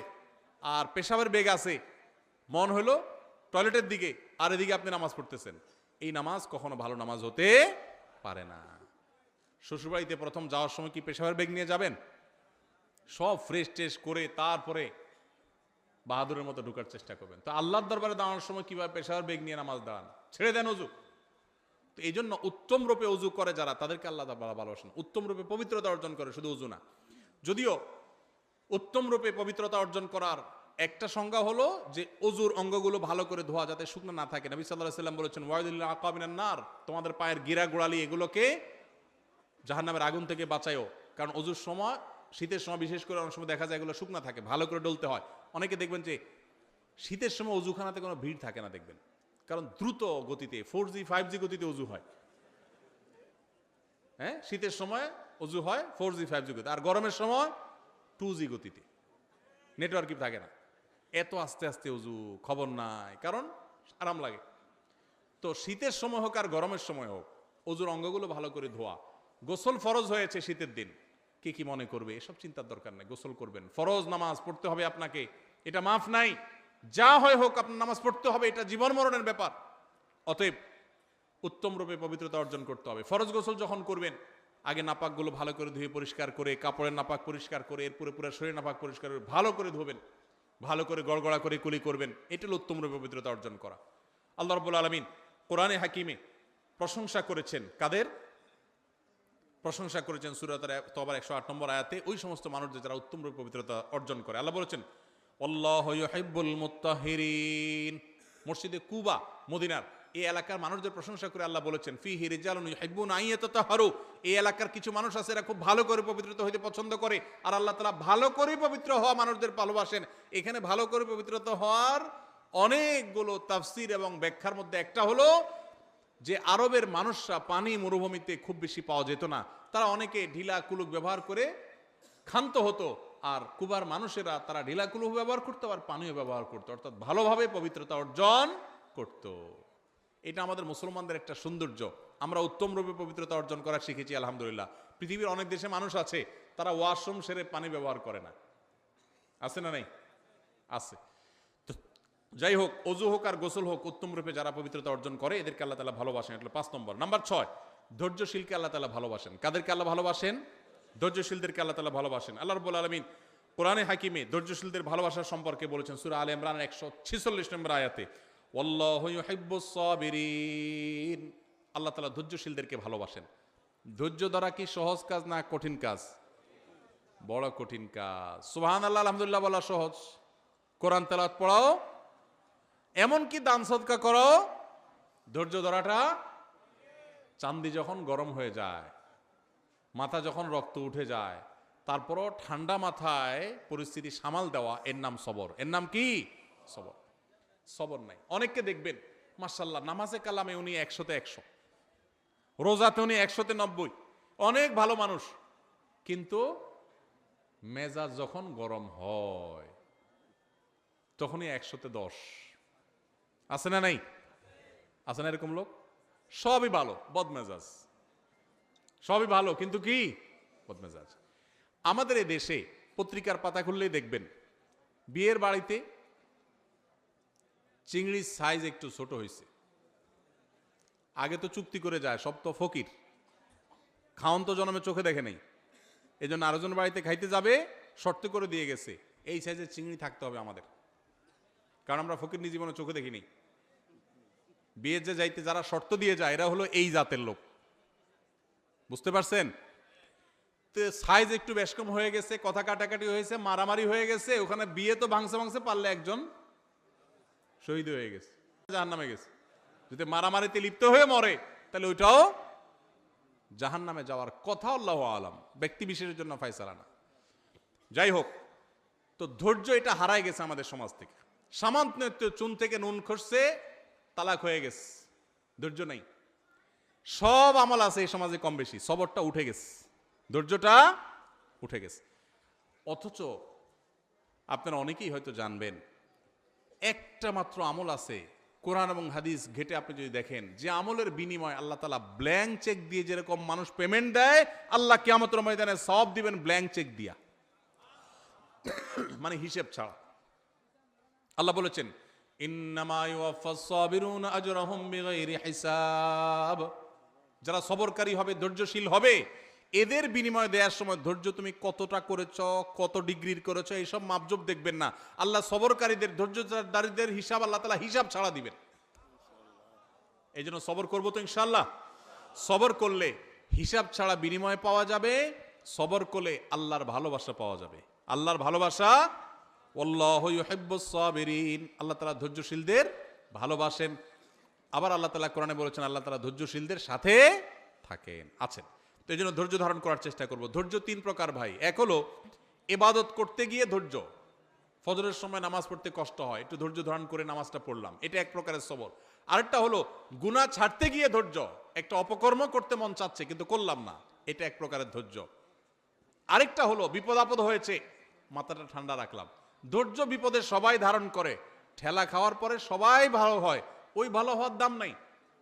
আপনার মসজিদে গেছেন, জুতার দেখেন চোরে নিয়ে গেছে, বিপদ না? বিপদ না? বিপদ। মাথাটা গরম হয়ে গেছে, চোরের 14 গোষ্ঠী ধরে গালিগালাজ করলেন, মা বাপ তুলে গালিগালাজ করলেন, ধৈর্য হইলো? হইলো না। গালিগালাজ করে এখন চিন্তা করলেন যে এত গালিগালাজ করে লাভ হইলো কি? চোর তো জুতা নিয়ে এখনো বেচাও শেষ হয়তো, তাহলে নিজের মুখ নষ্ট করলাম, লাভ হইলো কি? এবার বলতেছেন থাক, যেহেতু চোরে নিয়েই গেছে, সাদাকার নিয়াত করলাম, থাক। এই সাদাকা হবে? নবী সাল্লাল্লাহু আলাইহি সাল্লাম বলেছেন ইন্নামাস সাবরু ইনদা সাদমাতিল উলা, বিপদ যখন আসবে প্রথম ধাক্কার সময় টিকে থাকা, হজম করে ফেলা, ধৈর্য ধারণ করা, এটাই হলো সবর। এটা হলো কি? সবর। ওইটাই ধারণ করতে হবে, চেষ্টা করবো তো ইনশাআল্লাহ। তাহলে ধৈর্য ধারণ করব ভাই। ধৈর্য ধারণ করতে পারলে ধৈর্যের ফল সব সময় ভালো হয়, কখনো খারাপ হয়। ধৈর্য ধারণ করে পৃথিবীতে মানুষ ক্ষতিগ্রস্ত হয় না, বাহ্যিকভাবে ক্ষতিগ্রস্ত হলেও আল্লাহর কাছ থেকে অফুরন্ত সওয়াব পায়। এই জন্য কখনো মাথা গরম করে সবর বা ধৈর্যহীন হব না, চেষ্টা করবো তো ইনশাআল্লাহ। যদি এই একটা আমল সাথে নিয়ে যেতে পারেন, সবর করবেন। আমল করতে গিয়ে কষ্ট হয়, সবর করলেন। পাপ ছাড়তে গিয়ে কষ্ট হয়, সবাই পাপ করে মজা করে, আমি করলাম না, কষ্ট হয়। বিপদ আসছে, মাথা রক্ত উঠে, কিন্তু নিজেকে সামলাই নিলাম, কষ্ট হয়। এই কষ্টগুলো যদি হজম করতে পারেন তো মনে রাখবেন ধৈর্যশীলদের জন্যই আল্লাহ তাআলা জান্নাত দান করবেন। আস-সবরু জাযাউহু আল জান্নাহ, সবরের বিনিময়ে আল্লাহ তাআলা জান্নাত দিবেন। আল্লাহ আমাদের সবাইকে সবরকারীদের কাতারে শামিল হওয়ার তৌফিক নসিব করুন। সবাই চেষ্টা করবো তো ইনশাআল্লাহ। সবর আসার জন্য সবরকারী মানুষদের দেখবেন, কিছু মানুষ দেখবেন চরম পরিস্থিতিতেও মাথা ঠান্ডা রাখতে পারে। এই মানুষের সাথে সাথে থাকবেন, তার সোহবতে যাবেন, তার সান্নিধ্যে সংস্রবে যাবেন, এর সোহবত থেকে আপনার ভিতরে এই গুণটা আসবে ইনশাআল্লাহ। তাহলে 6 নম্বর হলো যাদেরকে আল্লাহ ভালোবাসেন তারা হলেন ধৈর্যশীল সবরকারী। 7 নম্বর হলেন যারা আল্লাহর প্রতি ভরসা রাখেন, যারা আল্লাহর প্রতি ভরসা রাখেন। আল্লাহ রাব্বুল আলামিন বলেছেন ফাবিমা রাহমাতিম মিনাল্লাহি লিনতা লাহুম, হে রাসূল আল্লাহর অনুগ্রহে আপনি কোমল হয়েছেন, আপনি নরম দিলের হয়েছেন। ওয়ালাউ কুনতা ফাদদান গালিদাল কলবি লানফাদ্দু মিন হাওলিক, যদি আপনি শক্ত হৃদয়ের হতেন কঠোর স্বভাবের হতেন, তাহলে মানুষ আপনার পাশে থাকতো না। নবীজির কথা আল্লাহ তাআলা বলছেন, আমাদের নবীজি খুব নরম ছিলেন, কোমল ছিলেন, রূঢ় স্বভাবের ছিলেন না। যদি রূঢ় স্বভাবের হতেন তাহলে তার পাশে পৃথিবীর কেউ থাকতো না, গোটা বিশ্ব তার কাছে এসে গেছে তার কোমলতার কারণে। এরপর আল্লাহ তাআলা বলেছেন, ফাফু আনহুম ওয়াস্তাগফির লাহুম ওয়াশাবিরহুম ফিল আমর। অতএব হে রাসূল, আপনি যে সাহাবী সহচরদের মধ্যে থাকেন, আপনার সাথে থাকা লোকদের, তাদেরকে আপনি ভুল হলে মাফ করেন, তাদের জন্য আল্লাহর কাছে ক্ষমা চান এবং তাদের কাছে পরামর্শ করেন। ফাইদা আযামতা, পরামর্শ করে যদি কোনো সিদ্ধান্ত গ্রহণ করেন, ফাতাওয়াক্কাল আলাল্লাহ, তাহলে আল্লাহর উপর এরপরে ভরসা করবেন। কেন? কারণ ইন্নাল্লাহা ইউহিব্বুল মুতাওয়াক্কিলিন, আল্লাহ তাআলা আল্লাহর উপরে ভরসাকারী তাওয়াক্কুলকারীদেরকে ভালোবাসেন। সূরা আলে ইমরান 159 নম্বরে আয়াতে আমরা আল্লাহর ভালোবাসার মানুষদের সপ্তম প্রকারের সাথেও পরিচিত হলাম। তারা হলেন আল্লাহর প্রতি যারা তাওয়াক্কুল রাখে। কি রাখে ভাই? আল্লাহর প্রতি ভরসা রাখে। আল্লাহর প্রতি কি রাখে? ভরসা রাখে। আল্লাহর ভরসার মানে তো বুঝি আমরা না, কি? যেই কোনো কাজ করার মালিক একমাত্র কে? অতএব আমি শত চেষ্টা করব, আমার মামু খালু আছে, হাই হ্যালো আছে, যাই থাকুক, কিন্তু আমার ভরসা থাকতে হবে কার উপরে? যে হবে সেটাই যেটা আল্লাহ ফয়সালা করেন। আল্লাহ ফয়সালা না করলে বহু মামু খালু থেকে কিছু হবে। আবার একইভাবে আমার জীবনে যত বিপদ আসুক, আমি বাহ্যিকভাবে দেখছি যে আমার চোখে ধোঁয়া ছাড়া কিছু নেই, আমার দেয়ালে পিঠ ঠেকে গেছে, তারপরও আমার ভরসা থাকবে কার উপরে? আল্লাহর উপরে। আল্লাহর উপরে ভরসা থাকবে যে আল্লাহ আমাকে দেখবেন। হাসবি আল্লাহ, যে কোনো বিপদে পড়বেন হাসবি আল্লাহ, মানে আল্লাহ আমার জন্য যথেষ্ট। এটা তাওয়াক্কুলের আলামত। উহুদ যুদ্ধের পর মুসলমানদেরকে যখন নানান ভয় দেখিয়ে সন্ত্রস্ত করার চেষ্টা করা হয়েছে, যে বদর যুদ্ধে উহুদ যুদ্ধে যেখানে মুসলমানরা নানাভাবে জর্জরিত, এরপরে আবার কাফেররা আবার সবাই একসাথে আসছে, এই কথা বলে তাদেরকে ভয় দেখানো হলো, তখন মুসলমানরা বলেছিলেন হাসবুনাল্লাহ, আল্লাহ আমাদের জন্য কি যথেষ্ট।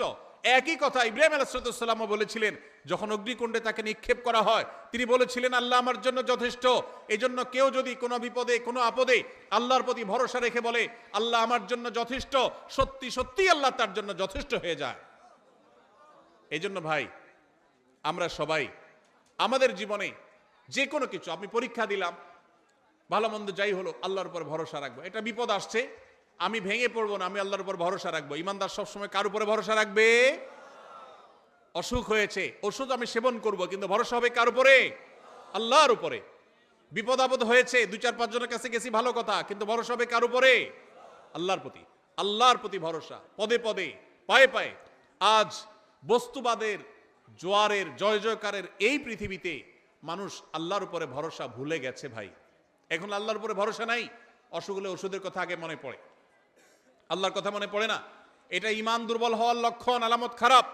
এই জন্য বেশি বেশি করে আল্লাহর কথা স্মরণ করা, বিপদ আপদে আল্লাহকে স্মরণ করার চেষ্টা করা। আল্লাহর প্রিয় বান্দাদের মধ্যে শামিল হতে হলে এই তাওয়াক্কুলকারী হতে হবে। আল্লাহ আমাদের সবাইকে তৌফিক দান করুন।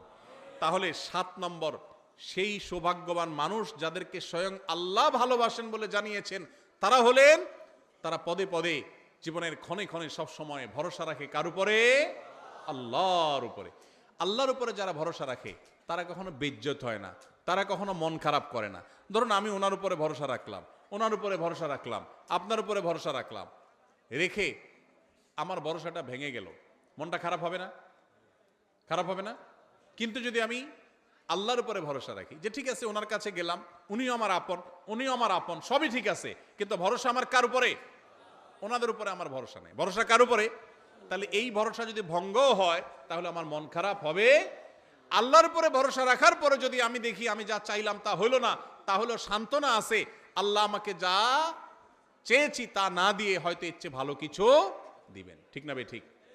এই জন্য সবসময় আমরা কার উপরে ভরসা রাখবো? ইনশাআল্লাহ। বাচ্চাদেরকে আল্লাহর ভরসা শিখাবো, তাওয়াক্কুল শিখাবো। আমাদের থেকে হারিয়ে যাওয়া আমলগুলো, হারিয়ে যাওয়া গুরুত্বপূর্ণ বৈশিষ্ট্যগুলোর একটি হলো এই তাওয়াক্কুল। মুসলমানদের কাছ থেকে আজ হারিয়ে গেছে ভাই। আমাদের বাচ্চা বলি, বড় বলি, আমাদের মধ্যে আল্লাহর প্রতি তাওয়াক্কুল জিনিসটা নাই। বস্তুবাদ আমাদের কাছে এত নগদ নগদ সবকিছুকে পাইয়ে দিচ্ছে যে আল্লাহর কথা আমাদের আর স্মরণ হয় না।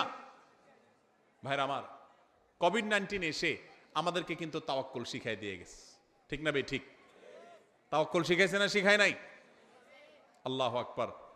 শত সহস্র ব্যবস্থা থাকার পরও ইমানদার আল্লাহর উপর তাওয়াক্কুলটাকে অগ্রাধিকার দিবে। নাম্বার 8, সর্বশেষ প্রকার হলো আল্লাহর রাহে যারা জিহাদ করেন, জীবন বাজি রাখেন, আল্লাহর নির্দেশে যারা জিহাদে থাকেন, সেই মানুষগুলো সম্পর্কে আল্লাহ তাআলা সূরা সফের 4 নম্বর আয়াতে বলেছেন, ইন্নাল্লাহা ইউহিব্বুল্লাযিনা ইউকাতিলুনা ফী সাবিলি, যারা আল্লাহর রাহে জিহাদ করে, তারা আল্লাহর রাহে জিহাদ করে কিভাবে? সফফান, সারিবদ্ধভাবে, কান্নাহুম বুনিয়ানুম মারসুস।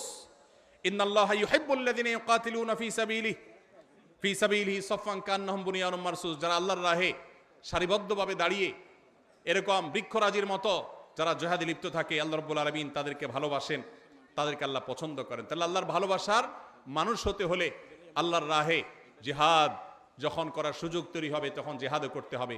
আল্লাহ তাআলা আমাদের সবাইকে আল্লাহ তাআলার প্রিয় বান্দাদের কাতারে শামিল হওয়ার তৌফিক নসিব করুন। আমি এক নজরে আবারও বলে দিচ্ছি, নাম্বার 1, যারা মুহসিন, ভালো কাজ করেন খুঁজে খুঁজে, আল্লাহ তাদের ভালোবাসেন। যারা মুত্তাকি, যারা তাকওয়া অবলম্বন করেন, তাদেরকে আল্লাহ ভালোবাসেন। যারা ইনসাফ করেন, ন্যায়নিষ্ঠ আচরণ করেন, কারোর প্রতি অবিচার করেন, আল্লাহ তাদেরকে ভালোবাসেন। নাম্বার 4, যারা তওবা করেন, কোনো অন্যায় ভুল হয়ে গেলে আল্লাহ তাদেরকে ভালোবাসেন। নাম্বার 5, যারা উত্তম রূপে ভালো করে পবিত্রতা অর্জন করে, তাদেরকে আল্লাহ ভালোবাসেন। নাম্বার 6, যারা বিপদ আপদে ইবাদত করতে গিয়ে, গুনাহ থেকে বেঁচে থাকতে গিয়ে সবর করে, সে সবরকারীদের আল্লাহ ভালোবাসেন। নাম্বার 7, যারা আল্লাহর পরে ভরসা রাখেন, তাদেরকে আল্লাহ ভালোবাসেন। নাম্বার 8, যারা আল্লাহর রাহে জিহাদে রত হন, আল্লাহ তাআলা তাদেরকে ভালোবাসেন। আল্লাহ তাআলা আমাদের সবাইকে আল্লাহর ভালোবাসা মানুষদের কাতারে শামিল হওয়ার তৌফিক নসিব করুন, বলুন আমিন। আল্লাহর ভালোবাসা অর্জন করার তৌফিক নসিব করুন, বলুন আমিন।